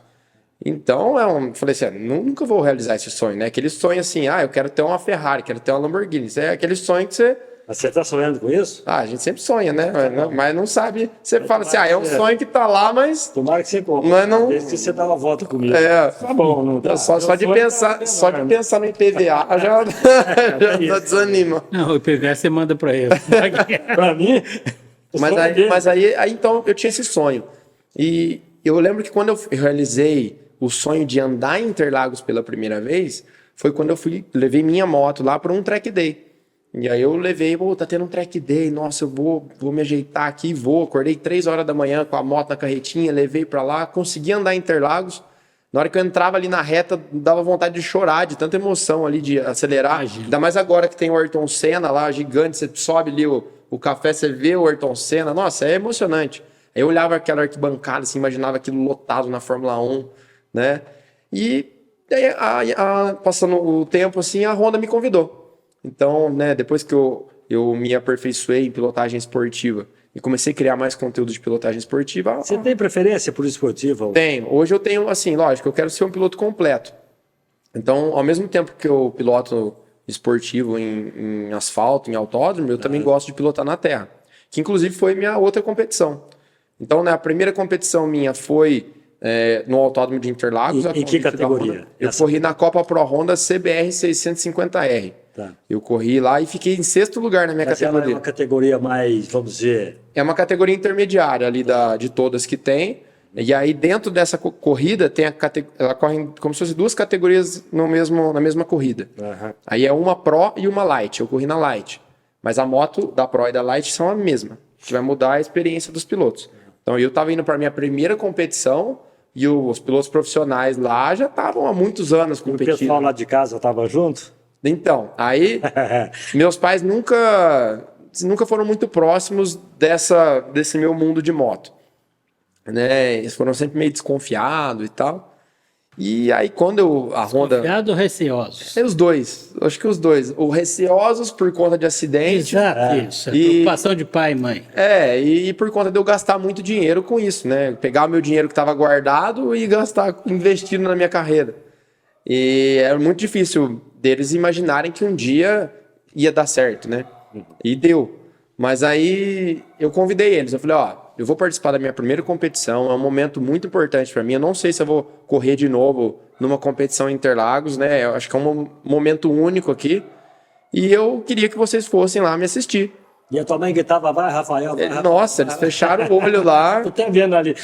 Eles fecharam o olho, foi engraçado porque logo na largada, eu larguei em penúltimo, né? A gente não tinha feito um bom tempo ali de classificatório. Eu corri eu e mais um convidado, que é o Rodolfinho. A gente correu junto. Largou ele eu em penúltimo e ele em antepenúltimo. E aí a gente largou assim, falando, nossa missão aqui é melhorar o nosso tempo e não terminar em último. E, na verdade, se for analisar, você só tinha a ganhar, né? Exato, eu já tava ganhando Só de de estar estar lá. ali já tava. Só de estar lá. Ele era penúltimo, o último, aí você. Eu só ia ultrapassar. Aí eu interessante. consegui, ao longo da corrida, começar a fazer várias ultrapassagens e no final eu terminei em 6º lugar na minha categoria. Mas o engraçado foi que logo na largada, na primeira curva, ali no S do Senna, um piloto caiu na minha frente. Ixi, E o piloto caiu, eu desviei dele e continuei a você estava em que prova. velocidade? Ali no final da reta, na largada, a gente tava uns 150, 160, por aí. E o cara cai na tua frente. Caiu na minha frente, eu só deu tempo de desviar dele e você não pode olhar pro cara, você já tem que ser- virar pra onde você quer levar a você moto tem que ser meio e ninja, chinelar. Se entrar. Você ignora que o cara caiu e chinela. E aí as bandeiras amarelas rolando já e a gente... Aí você só olha, menos um, né? Nem olha pra trás. No vídeo lá dá pra ver. O cara cai aqui, eu continuo olhando pra lá, ignora e vai. Só que não falaram quem tinha caído no microfone. Só falaram assim, nossa, lá algum piloto caiu e tal, não sei o quê. Aí todo mundo desesperado, né? Já acharam que era ou eu ou o Rodolfinho que tinha caído. E era um outro piloto que tinha caído lá. Mas, nossa, nessa hora meus pais já surtaram. Falaram, pronto, foi o Rafael que caiu. E não tinha sido. Ainda bem, foi o cara da minha frente. E aí depois que teve a relargada, outra pessoa caiu. E desmaiou ainda. Ela caiu no meio da queda ali, ela bateu a cabeça no chão e desmaiou. E aí a gente deu mais umas voltas ali com bandeira amarela e safety car para poder ter a relargada. Então foi uma corrida tensa, mas que deu para terminar em 6º lugar. Você foi bem? Fui bem pra caramba. Então assim, gostei do meu tempo, né? Gostei de tudo que eu vivi lá, foi muito emocionante e meus pais gostaram de estar lá também. Legal. E a outra Aham. competição que eu fiz foi esse ano, já na terra, e foi uma prova de longa duração, que a gente competiu em trio, né, eu mais 2 amigos, e a gente ia revezando.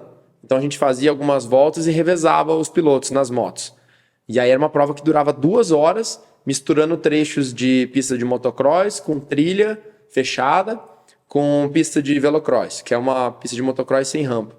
Então era uma prova de longa duração com vários pilotos profissionais, e a gente estava lá no meio. E a onde nossa foi equipe isso? foi lá do lado de Jundiaí, ali em Itupeva.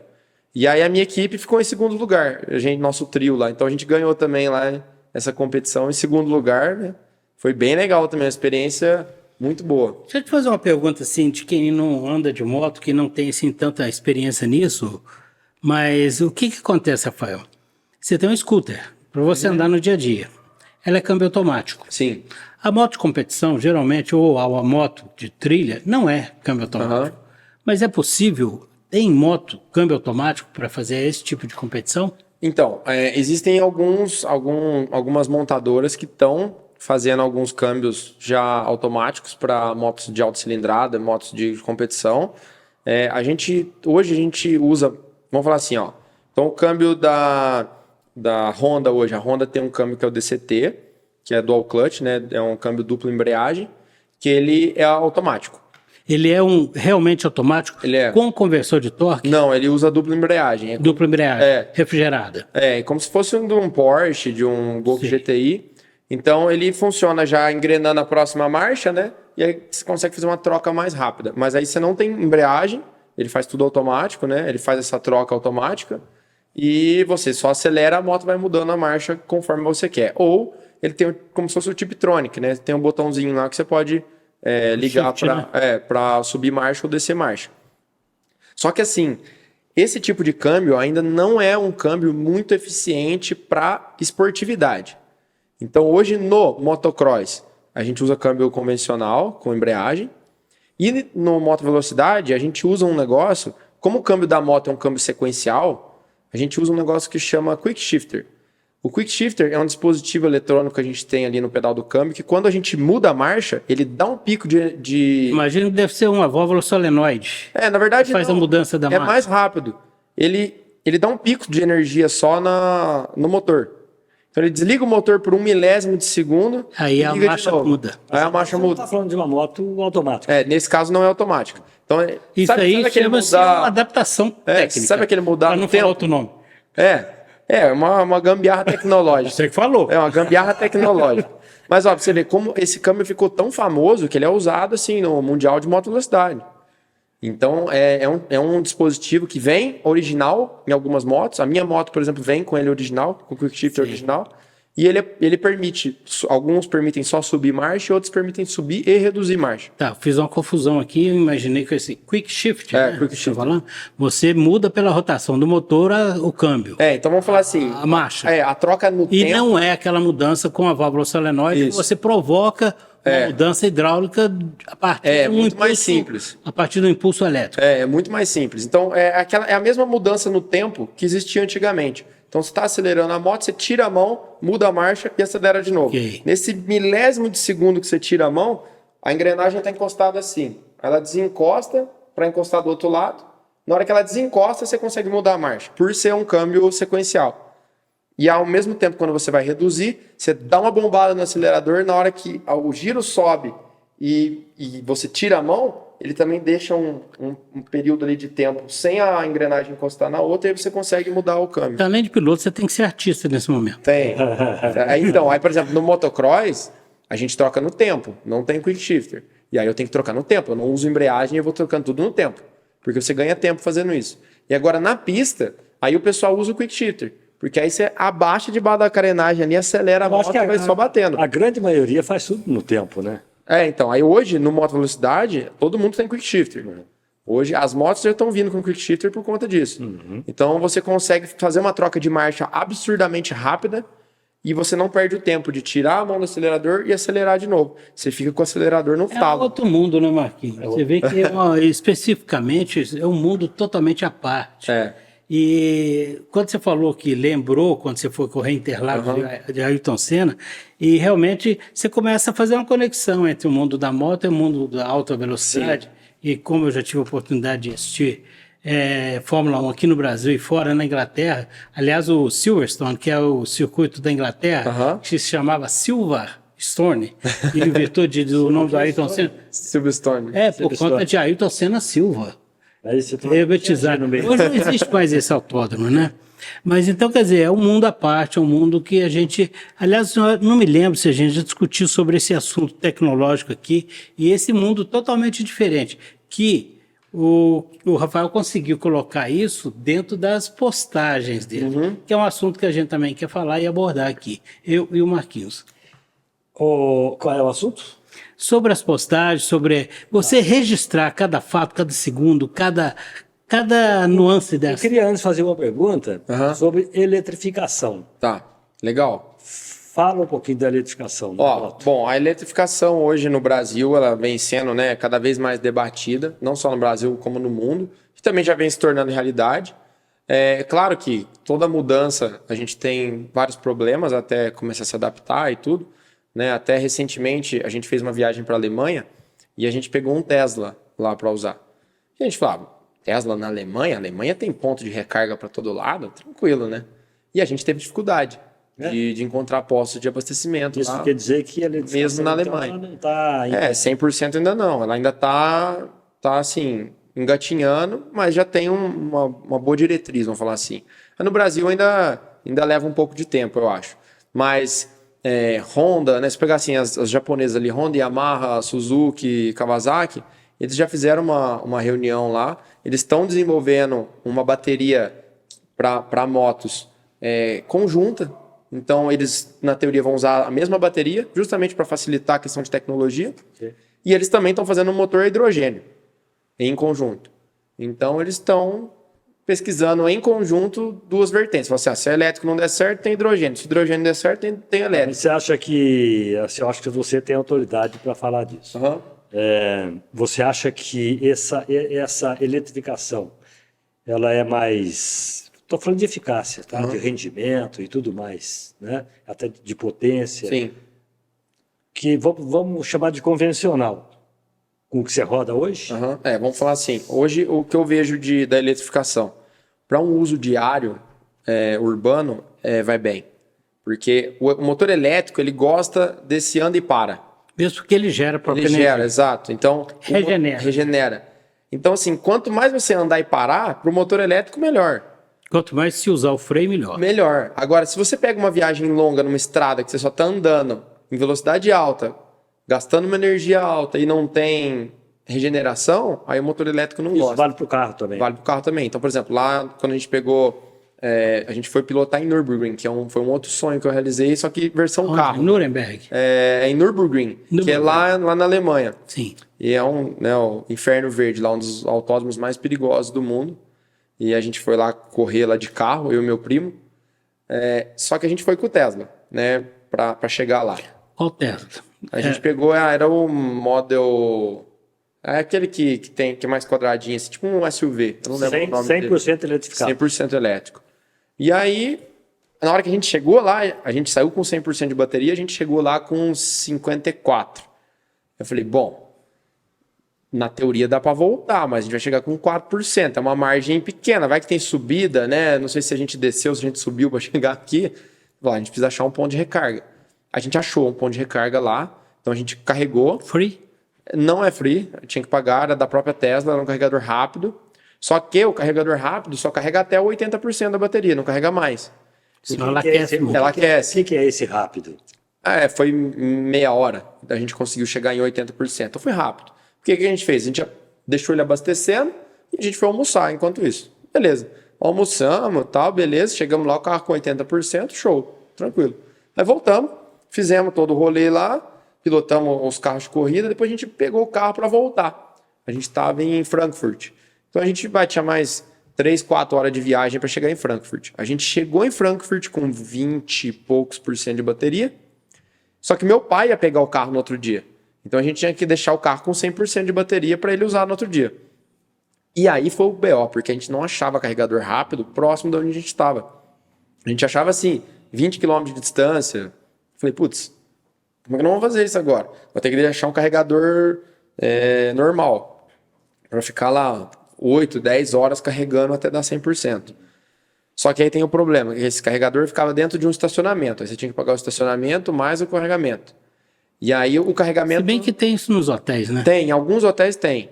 Mas assim, na rua também às vezes achava. Só que às vezes você chegava na rua já tinha gente usando.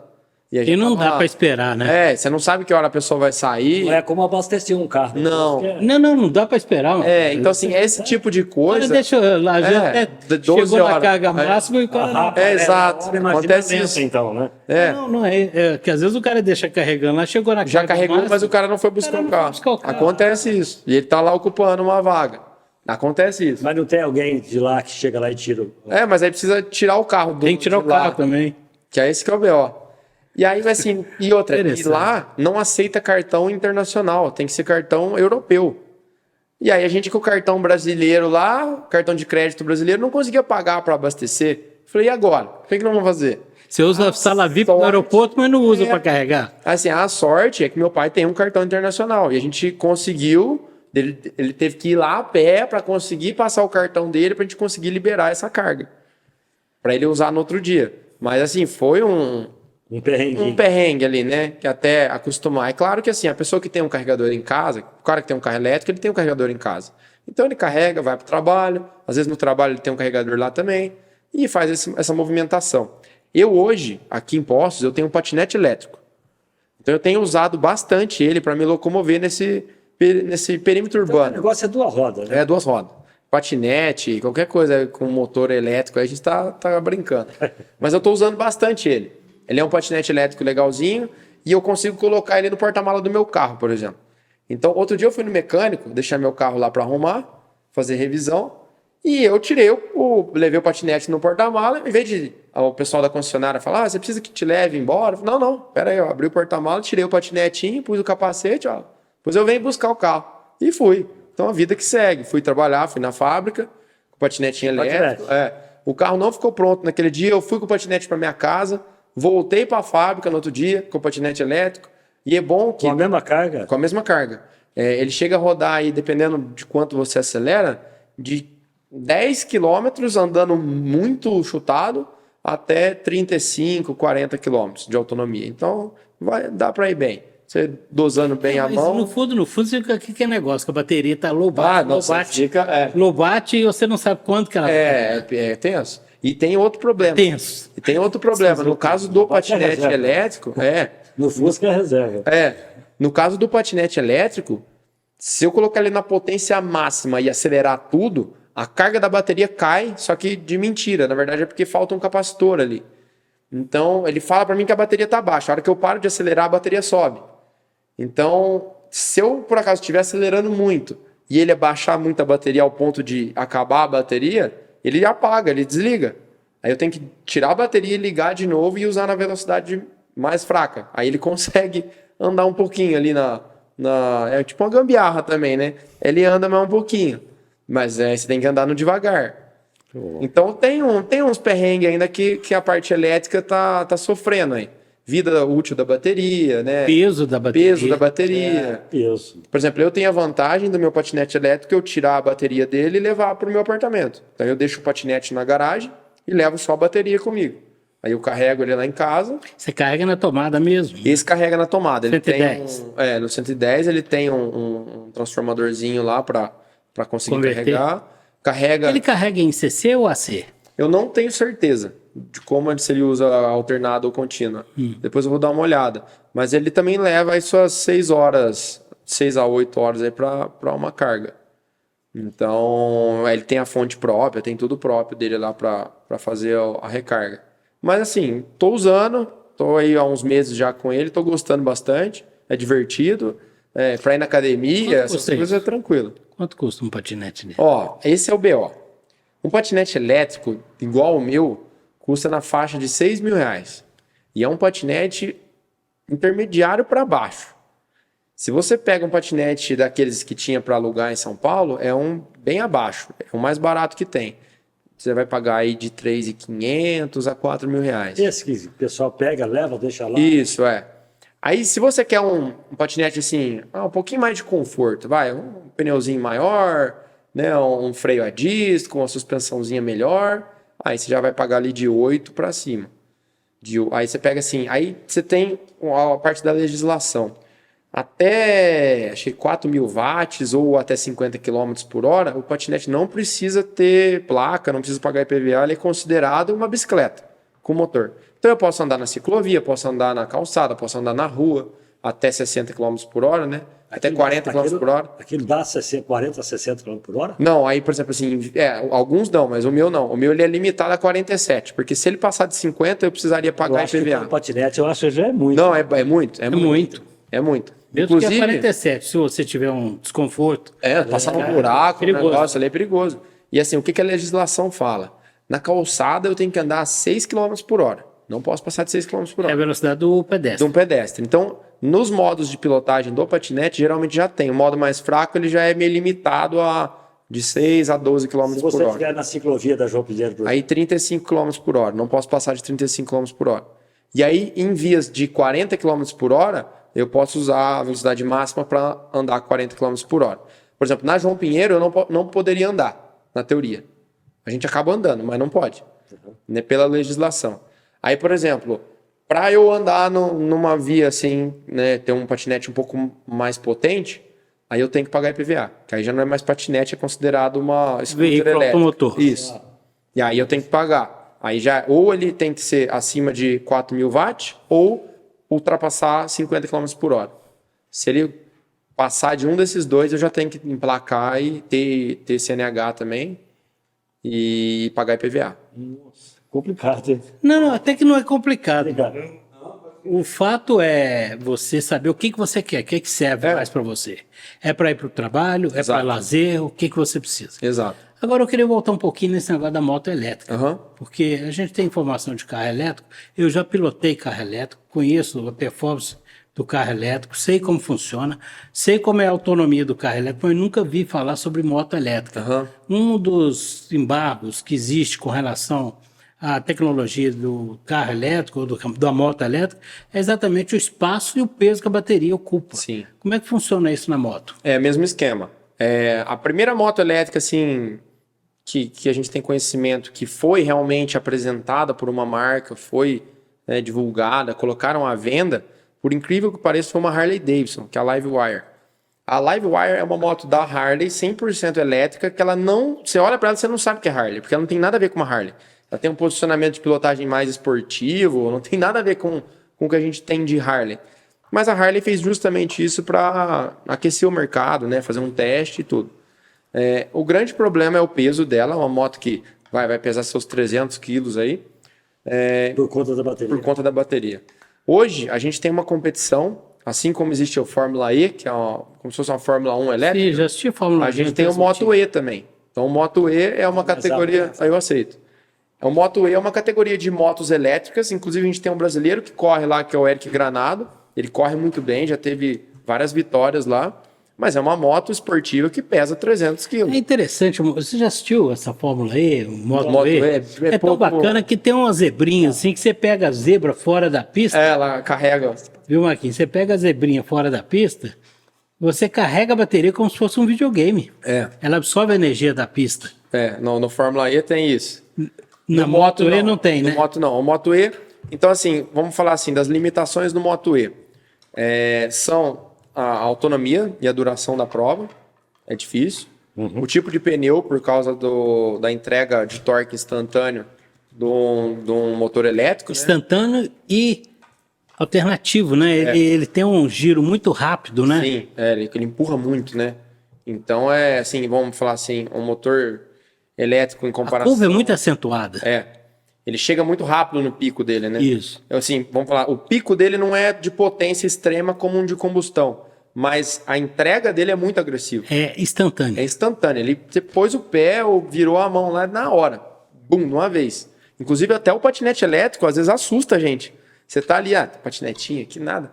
Do nada, você dá uma acelerada assim, ele empurra mesmo. Eu estava em São Paulo, resolvi, lá no prédio de minha filha mora, ela tinha uma bicicleta elétrica, e eu peguei a bicicleta lá e fui dar uma volta. Não é estranho, às vezes você acelera, ela dá um coice. Quando eu saí da garagem, ela já deu. Falei, opa, eu vou mais devagar aqui. Depois, quando eu peguei a ciclovia, aí você fiquei esperto, né? Falei, ela de arrancada é bruta mesmo. Então, assim, lógico, tem os modos de pilotagem, né, que dá uma amansada nessa saída agressiva dela, mas existe. Outro BO que o pessoal que testou a Livewire lá comentou é que quando você liga ela não tem barulho, não tem um apito nenhum que ligou. Então você virou É perigoso. a chave, ela tá ligada. Se alguém encostar no acelerador, Ela a vai. moto dá um tiro. Né? Ela dispara. Então, assim, tem que acostumar, né? É uma tecnologia nova. Ô, Rafael, conta um perrengue teu aí, de verdade. Nossa, perrengue tem vários, hein? Assim, tipo, nossa, Perrengue cortei, de moto. cortei prego. Ó, perrengue de moto tem. Eu gosto de perrengue. Por incrível não é que pareça, eu gosto. Porque como eu Mexe trabalho. com adrenalina, né? Não, e como eu trabalho criando conteúdo, quanto mais perrengue tiver na minha viagem, Mais vídeo. melhor. Mais vídeo vai me render. Então é legal ter perrengue. Ah, furou pneu, a moto quebrou, aconteceu um negócio, pegou chuva, não pegou sol. Mas o perrengue que eu tô falando é você. Tu, por exemplo, tá entrando numa curva e de repente. Ah, escorregar, isso aí de sempre. É como.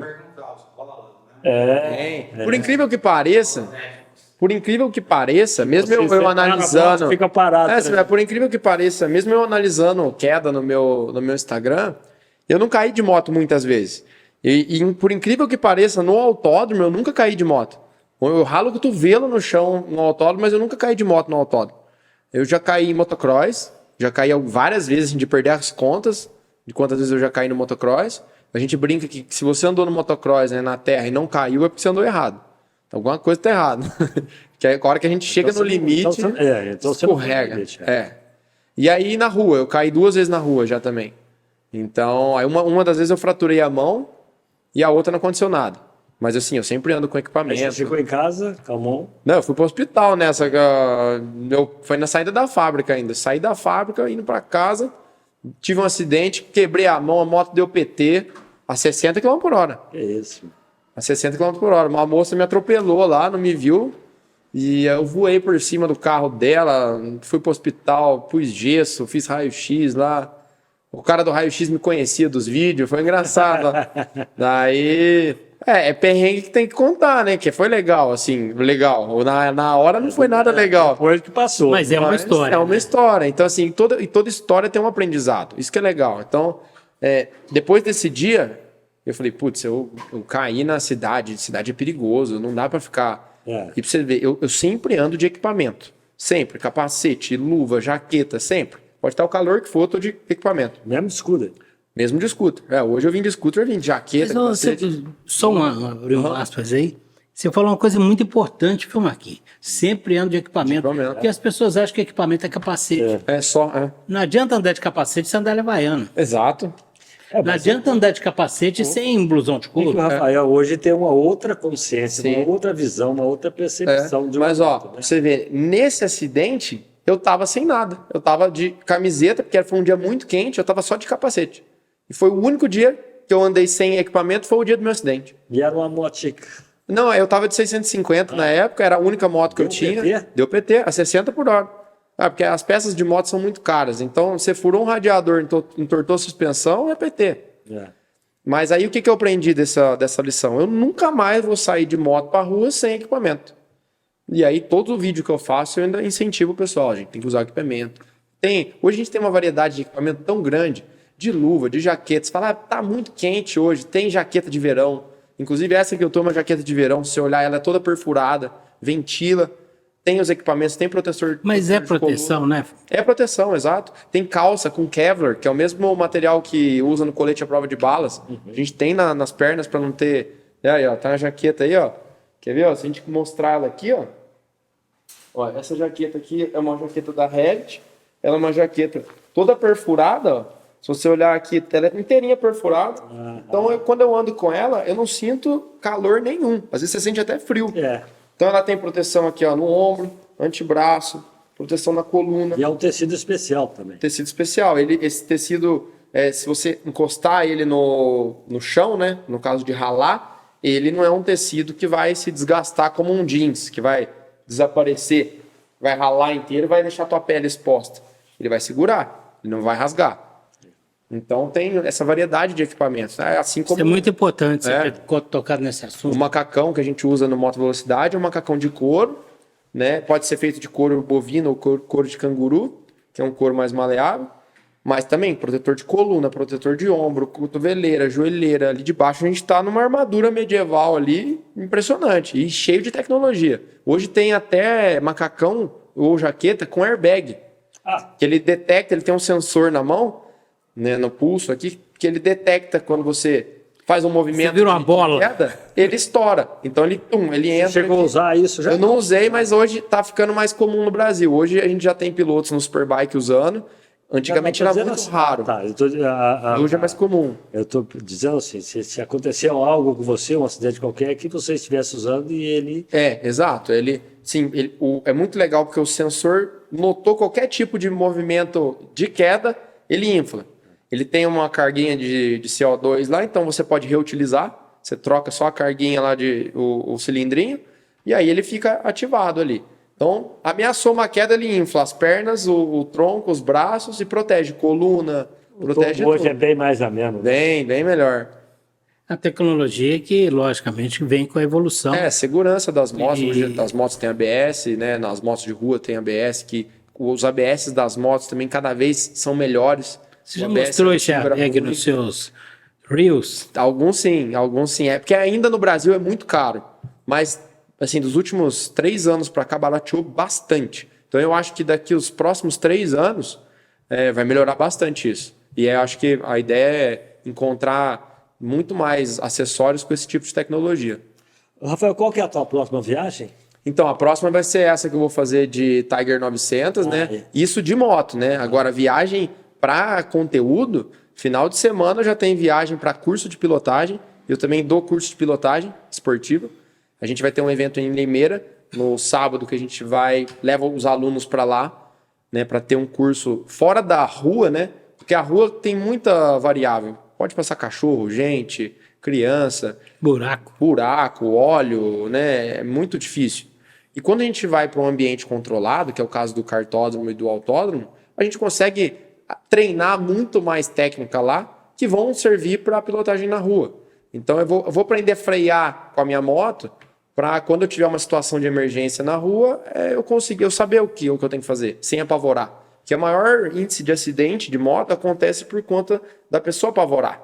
A pessoa não sabe o que fazer, aperta muito o freio, fica dura na moto e acaba caindo. Mesmo que é uma decisão, né, Marquinhos? De milésimo de fração de segundo. Sim. E aí, quando você treina num autódromo esse tipo de situação, vira um negócio automático. A hora que acontece alguma coisa, você já... Antes de você pensar em usar o freio, em desviar, você já desviou, já freou. Então, acaba se tornando natural. Essa é a ideia. E não é uma coisa que você aprende... Não, da noite pro dia. É uma coisa... Você aprendeu dentro de um curso de pilotagem. Sim. Então, desses mais de 15 cursos de pilotagem que eu fiz, além dos de mecânica e preparação, eu também fiz curso de pilotagem, né? Tanto de moto velocidade quanto de pilotagem na terra. E hoje você dá curso? Hoje eu dou cursos. Então, hoje eu tenho meu curso online para o pessoal de mais longe, né? Por exemplo, eu tenho muito seguidor lá do Nordeste, do Norte, do Sul, que quer ter um curso comigo, mas não consegue vir para São Paulo. Porque hoje eu uso mais a estrutura de São Paulo, porque São Paulo tem muito kartódromo, muito autódromo, e a nossa equipe toda fica lá, né? Fica ao redor de São Paulo, então é mais fácil. Inclusive a maioria dos clientes também são de São Paulo. Agora, eu fiz o curso online para poder ser acessível para todo mundo. Então, para todo mundo do Brasil, até tem muita gente de Portugal que faz curso comigo também, que compra o curso e consegue fazer. Depois vem o feedback, que eu salvei a pessoa de um acidente, que ajudou muito, que uma situação de perigo, que a pessoa ia cair. Nossa, é a melhor coisa. A melhor sensação do mundo é alguém te mandar uma mensagem dessa. Hoje, aonde você ganha mais dinheiro? Com os cursos ou com as postagens nas redes sociais? Hoje com as postagens. Hoje com as postagens o retorno é maior. Por conta das parcerias, né? Então eu tenho parceria, por exemplo, minha patrocinadora master hoje é a Pius, né? Que é a minha patrocinadora de capacete. A boné aqui é da Pius. O pessoal da Pius é muito gente boa. O pessoal apoia, me incentiva bastante com o curso de pilotagem, com as pilotagens, com os testes de moto. E inclusive eles estão fazendo um capacete para mim agora.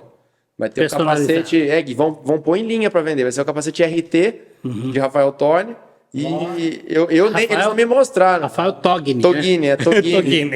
E eu não vi o capacete ainda. Eu mandei só as referências que eu gostaria que tivessem no capacete. Tipo o quê? Tipo, meu número 22, que eu uso, cor, esse tipo de coisa. Mas assim, eu falei, gente, os artistas... Onde você tirou 22? Eu falei assim, os artistas são vocês que...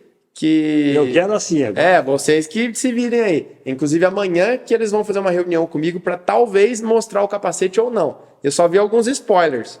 E o pessoal comentando assim, nossa, teu capacete vai ficar legal. Eu acho que eles não vão te mostrar assim de graça. Nossa, eu tô Eles vão desesperado. deixar pra ver. você mais algumas Eu tô noites sem achando. dormir. Outros temas que você aborda nessa viagem aí, além de Ó, pilotagem? Aí, né, a maioria dos eventos que a gente faz assim, é esse tipo de viagem. A gente vai, geralmente eu saio 3h30, 4 horas da manhã daqui, coloco o equipamento na carretinha no carro um dia antes e a gente sai daqui. Eu falo a gente porque eu levo meu fotógrafo, o Vinícius, e o pequeno que é meu mecânico. Eu levo os dois comigo, até para o Vinícius faz foto minha enquanto eu tô fazendo o evento, até para eu ter material para postar depois, né? Então assim eu consigo focar nos meus alunos. Você chama foto e vídeo, né? Foto e vídeo, é. Então ele consegue fazer essa captação para mim enquanto eu tô lá focado nos alunos e focado na pilotagem. Às vezes eu nem vejo que ele tá fazendo foto, gravando lá, e na hora que ele me entrega o material, nossa, tem coisa pra caramba pra postar lá, então é bem legal.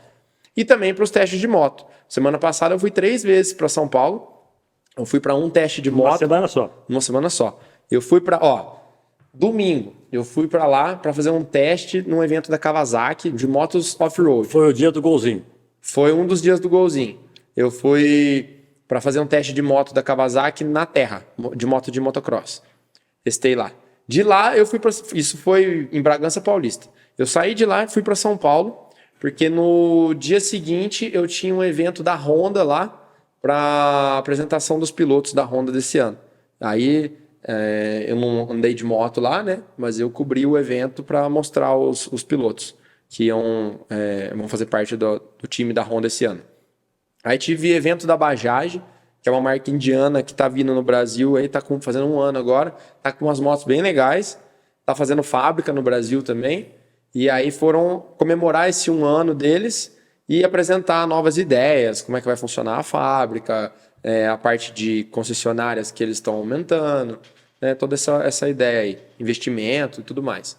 E também fui fazer um evento, né, fui fazer um teste para a revista Duas Rodas, para o canal deles, para fazer uma viagem que, assim, é uma viagem que o pessoal de São Paulo, quando tira a carteira de moto, é o sonho deles. Por exemplo, aqui em Poços, quando a gente tira a carteira de moto, nosso sonho é ir em Águas da Prata, tomar café da manhã. Todo mundo, é o sonho de todo mundo que tira a carteira de moto.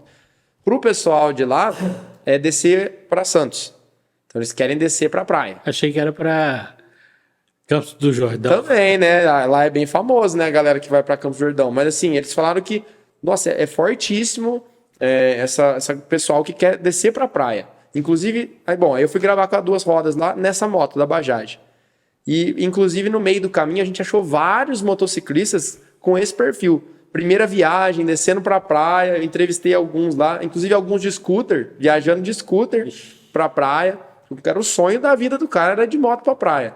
Então, a gente encontrou bastante gente fazendo esse trajeto. E a gente fez esse material para Duas Rodas. Então, também teve essa parte de parceria com eles. Então, todo esse tipo de conteúdo que eu faço, de divulgação, tem divulgação de óleo, né? Eu estou trabalhando com a Elf também de lubrificantes. Eu também recebo dinheiro disso, da Pius. Tem, às vezes, vamos falar assim, às vezes eu não tenho o dinheiro, mas eu trabalho com permuta também. Sim. Foi o caso da Sacramento com a minha roupa para fazer essa viagem que eu vou fazer para a Chapada dos Veadeiros. Precisava de uma roupa de Big Trail para fazer essa viagem, eu não tinha. Eles tinham e a gente fez uma troca. Falei, vou fazer o material para vocês, vocês me dão a jaqueta. Então, geralmente, esse tipo de material é uma permuta com tempo limitado, né? Ali de 1 mês, geralmente. Aí já quando é contrato fechado, aí geralmente é de 1 ano. Então, eu com a Pius, a gente renova A gente não quis ser de uma forma nenhuma indelicado, né? Não, imagina. Mas quando a gente perguntou, o objetivo da nossa pergunta foi querer saber se são os patrocinadores, se são os seus seguidores ou se é a própria plataforma que te remunera mais. Então, assim, hoje a gente plataforma digital. Hoje a gente fala assim, a gente tem que atirar para todo lado, né? Porque, assim, se você tem só uma fonte de renda no meio digital, é muito arriscado, porque nenhuma renda dessa é 100% confiável, duradoura. Pode ser que amanhã acabe o contrato. São poucas as marcas que fecham um contrato de 1 ano. E mesmo dentro de 1 ano, é difícil planejar 1 ano só. Você quer planejar, daqui 10 anos, daqui 5 anos, eu quero trocar de moto, você não vai planejar em 1 ano, você precisa planejar com mais tempo. Então é complicado. Então, quanto mais parcerias e mais parceiros eu tiver, claro que parceiros fortes, né? Por exemplo, a Pius é uma parceira muito forte para mim. Porque é uma parceira que eu sei que eu posso contar com eles a qualquer momento. Se eu mandar uma mensagem aqui para eles agora, eu sei que eles vão me responder e que vão fazer de tudo para me ajudar. Assim como eu por eles, né? Se eles me ligarem agora pedindo um vídeo, eu não quero ir agora. A parceria Quer uma pura. sugestão de vídeo bacana para eles? Sempre. Manda café com manteiga para eles Ah, no seu legal, YouTube. ó. Inclusive, vou mandar aqui, ó, para dizer que eu tô com o bonezinho aqui, ó. Sempre. Muito bem, aí você chega em casa, né, depois de uma viagem, você fica pensando, bom, deixa eu ver. Aí você faz você vai ponderar tudo isso. Aham. Aí você vai pensar, pô, mas o que eu quero daqui para frente, né? Qual é a missão, né? Essa é a pergunta. Qual Sim. é a tua missão com esse trabalho teu? Ó, a minha missão no começo, lá no comecinho, assim, quando eu comecei a criar o conteúdo, quando eu planejei o que eu vou fazer na internet. Falei, bom, vou fazer vídeo de moto mostrando quão legal é esse mundo de moto. Os eventos, né? Então eu fazia muito isso, cobertura de evento, teste de moto, os passeios que eu fazia. Então eu comecei a querer mostrar para todo mundo esse mundo que eu vivia de moto, que eu sempre gostei muito, né? Fiz muito amigo por conta de moto, né? Gente que não olha o teu sobrenome, gente que não olha o quanto dinheiro você tem. Que moto que é que você tem? Que moto você tem, e sim a tua história na moto. Falar assim, pô, que legal, você tá indo de 125 pro Rio de Janeiro, você tá indo de Big Trail pro Rio de Janeiro, você tá indo pro sul, isso que é legal. Tipo, você tá indo pro sul de moto, fazer a serra, você tá indo pro track day, correr de moto de 300, de 1000, de 600, de moto antiga, é muito legal. Então, assim, é uma família mesmo. E foi um negócio que eu queria mostrar lá desde o começo. Porém, como o meu foco principal lá atrás eram viagens de moto e o que a moto proporcionava, a gente teve 3 anos aí de pandemia, né? E nesse período de pandemia não tinha viagem, não tinha teste de moto, não tinha passeio. Então foi um período que eu falei assim, putz, e agora? O que eu vou fazer? E nesse período foi aonde surgiu, eu falei assim, bom, já que eu não vou poder criar conteúdo de viagem, eu vou me aperfeiçoar. Vou fazer curso de pilotagem. Uau. E aí comecei a fazer curso de pilotagem de motocross, no autódromo, porque no autódromo... Tudo online? Não, fazia presencial. Presencial. Porque no presencial, a gente estava de capacete e longe um do outro. Então não tinha problema de contato. Ah. Você fazia longe. Então era permitido. E aí a gente conseguia fazer. E ao ar livre também? Ao ar livre, então a gente conseguia fazer. E aí continuou rolando. E aí foi daí que eu mudei o meu foco. Eu mudei aí vamos falar assim, minha meta, né? Ao invés de falar só e mostrar o que o mundo da moto proporciona, eu comecei a aprender técnicas de pilotagem que eu vi que eu podia ajudar pessoas que tinham um uso como eu, uso de viagem. E com isso trazer as pessoas para o mundo. Trazer as pessoas, tanto conhecimento, que a gente não adquire na autoescola, nem pilotando, se alguém não foi te falar e te ensinar, e você treinar, quanto em outros meios, né? Então, a minha ideia hoje é diminuir o número de acidentes de motos e levar cada vez mais as pessoas que gostam de correr de moto na rua, levar elas para o autódromo. Essa é a minha maior meta. Correr no lugar certo. Correr no lugar certo.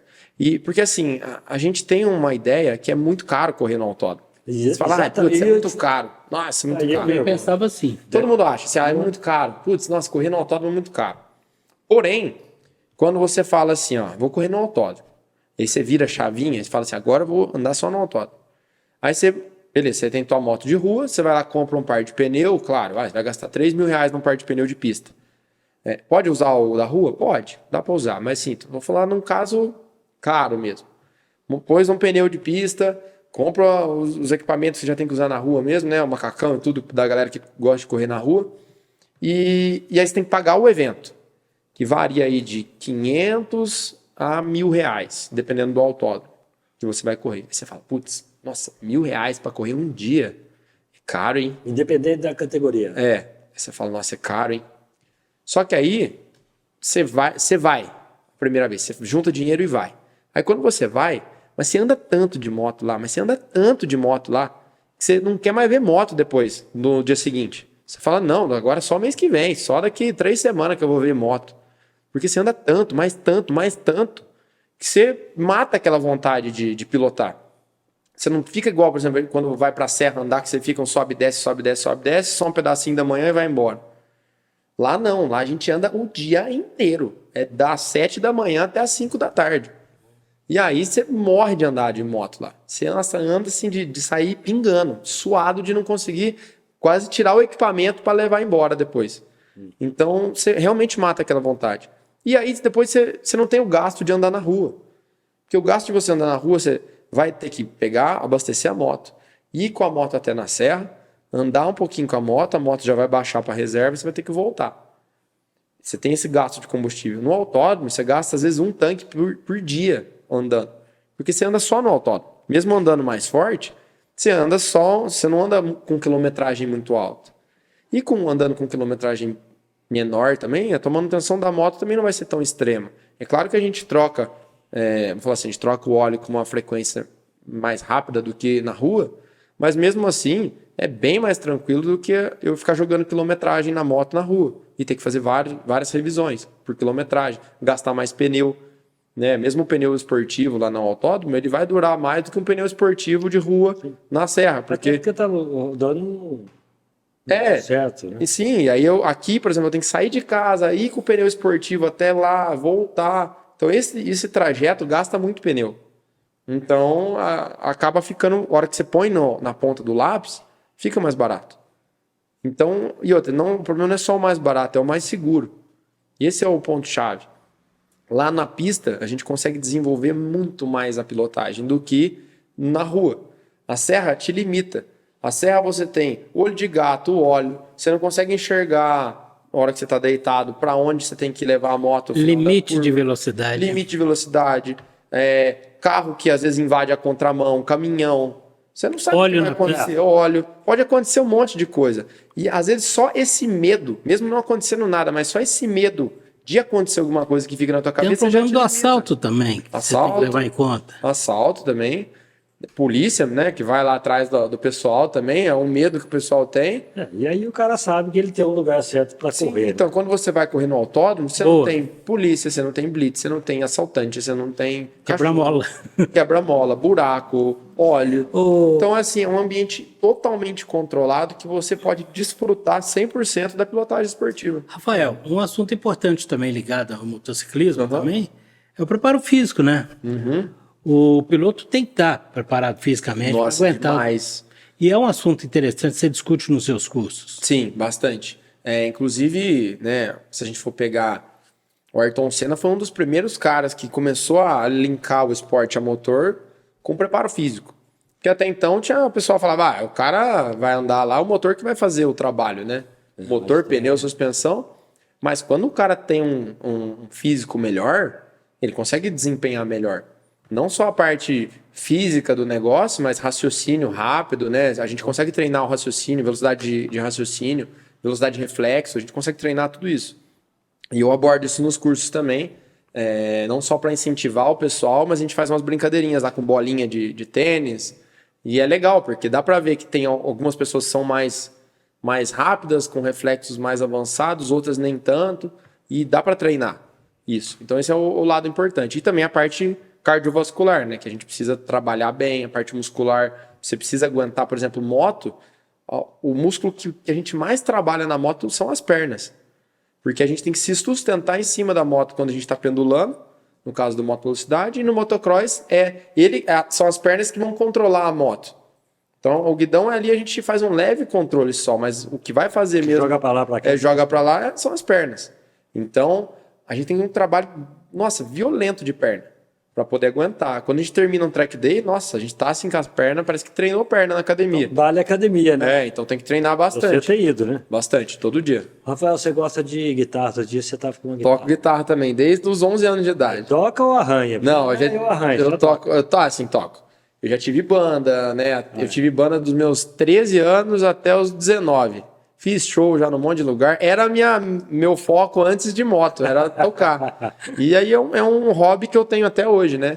Então lá em casa eu tenho um estúdio que eu uso para gravar meus vídeos, mas que também uso para tocar guitarra. Eu admiro muito quem toca Eagles, Hotel California. Legal, esse aí dá para desenrolar lá um Eagles. Dire Straits. Dire Straits, claro, sempre. Sempre, né? Sempre. Não, Dire pra mim, Straits, quem toca essas duas músicas, pra mim tá no meu conceito. Foi engraçado que quando meu pai me deu a minha primeira guitarra, ele falou assim, o dia que você tocar Dire Straits, eu vou falar que você toca bem. Foi o que eu falei com o meu filho também. Foi exatamente isso. E aí eu peguei e, de surpresa, a gente fez um show no shopping daqui de Poços, e aí eu toquei. Sem ele saber, eu toquei lá, aí ele gostou. Foi engraçado. Swing. Sultans of Swing, essa mesmo. Bola.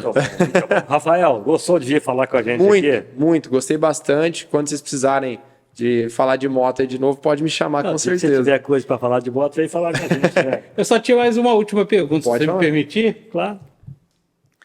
Qual é o ponto de equilíbrio entre a força centrífuga e a força centrípeta? Cuja resultante dá igual a zero? Isso é física. Isso aí tem que ser parado. Parado fica... Ele é moto, Rafael. Fica igual. Mas você sabe que moto tem muito física? Não, mas tem sim. Física pura. Nós estamos falando do ponto que o motociclista, numa curva, ele não derrapa, não sai e gruda no chão ali. Então, que a resultante é zero. Sim, e é por isso que é importante fazer o pêndulo, que eu sempre falo nos meus vídeos lá, a gente fazer o pêndulo para poder equilibrar, fazer esse equilíbrio. Porque quando a gente está fazendo uma curva, a tendência da moto é jogar para fora, do pneu é jogar para dentro, e a gente tem que ajudar a moto nisso. Se eu fico em cima da moto e faço uma curva a 60 por hora, a moto vai fazer uma inclinação. Para eu fazer essa curva a 200 por hora, a moto vai, na teoria, ia deitar mais. Só que às vezes eu chego no limite de inclinação do pneu. Para compensar essa inclinação, eu preciso sair com o tronco da moto. Então, o tronco, o joelho, eu tenho que sair... Você tem que tirar o centro de gravidade de cima da moto. E deslocar para o lado de dentro da curva e para baixo. Não é isso? Porque aí, desse jeito, a moto inclina menos. Porque aí a moto inclina menos e eu consigo fazer aquela curva mais rápido. Então, se for sua prova, eu diria que você tirou 9. É, isso aí, ó. Por que não 10? Por quê? 10 só para os mestres. É, isso aí, ó. Mas quem que é seu ídolo? Ó, hoje Rafael? no Brasil, assim, se a gente for pensar em mundial, o Valentino Rossi é um cara assim que eu admiro o carisma dele e a pilotagem dele. Inclusive, tanto como piloto na terra quanto no asfalto. E aqui no Brasil, com certeza, eu tenho 2 ídolos assim que são pilotos muito completos, que é o Rafael Pasqualin, e também que correu na Ilha de Man, correu, né, Pikes Peak, e também o piloto Leandro Melo, que hoje é não só um criador de conteúdo excelente, um jornalista, né, sensacional da Duas Rodas, e hoje um dos caras assim que todo mundo que cria conteúdo de moto admira muito. Beleza, chegou nos 10. Tudo bem. E agora sim. Agora a nota 10. Parabéns. Rafael, muito obrigado, viu, por ter vindo aqui, a gente bater esse papo, gostei pra caramba. Eu que agradeço. Né? Descobri que eu não sei andar de moto. Um dia eu tenho que levar vocês para fazer meu curso lá, ó. A gente faz lá no cartódromo. Vamos fazer uma matéria especial lá. Aí, ó, fechou. Aí. Combinado. Como é que chama lá o... Eu faço o Via Estúdio.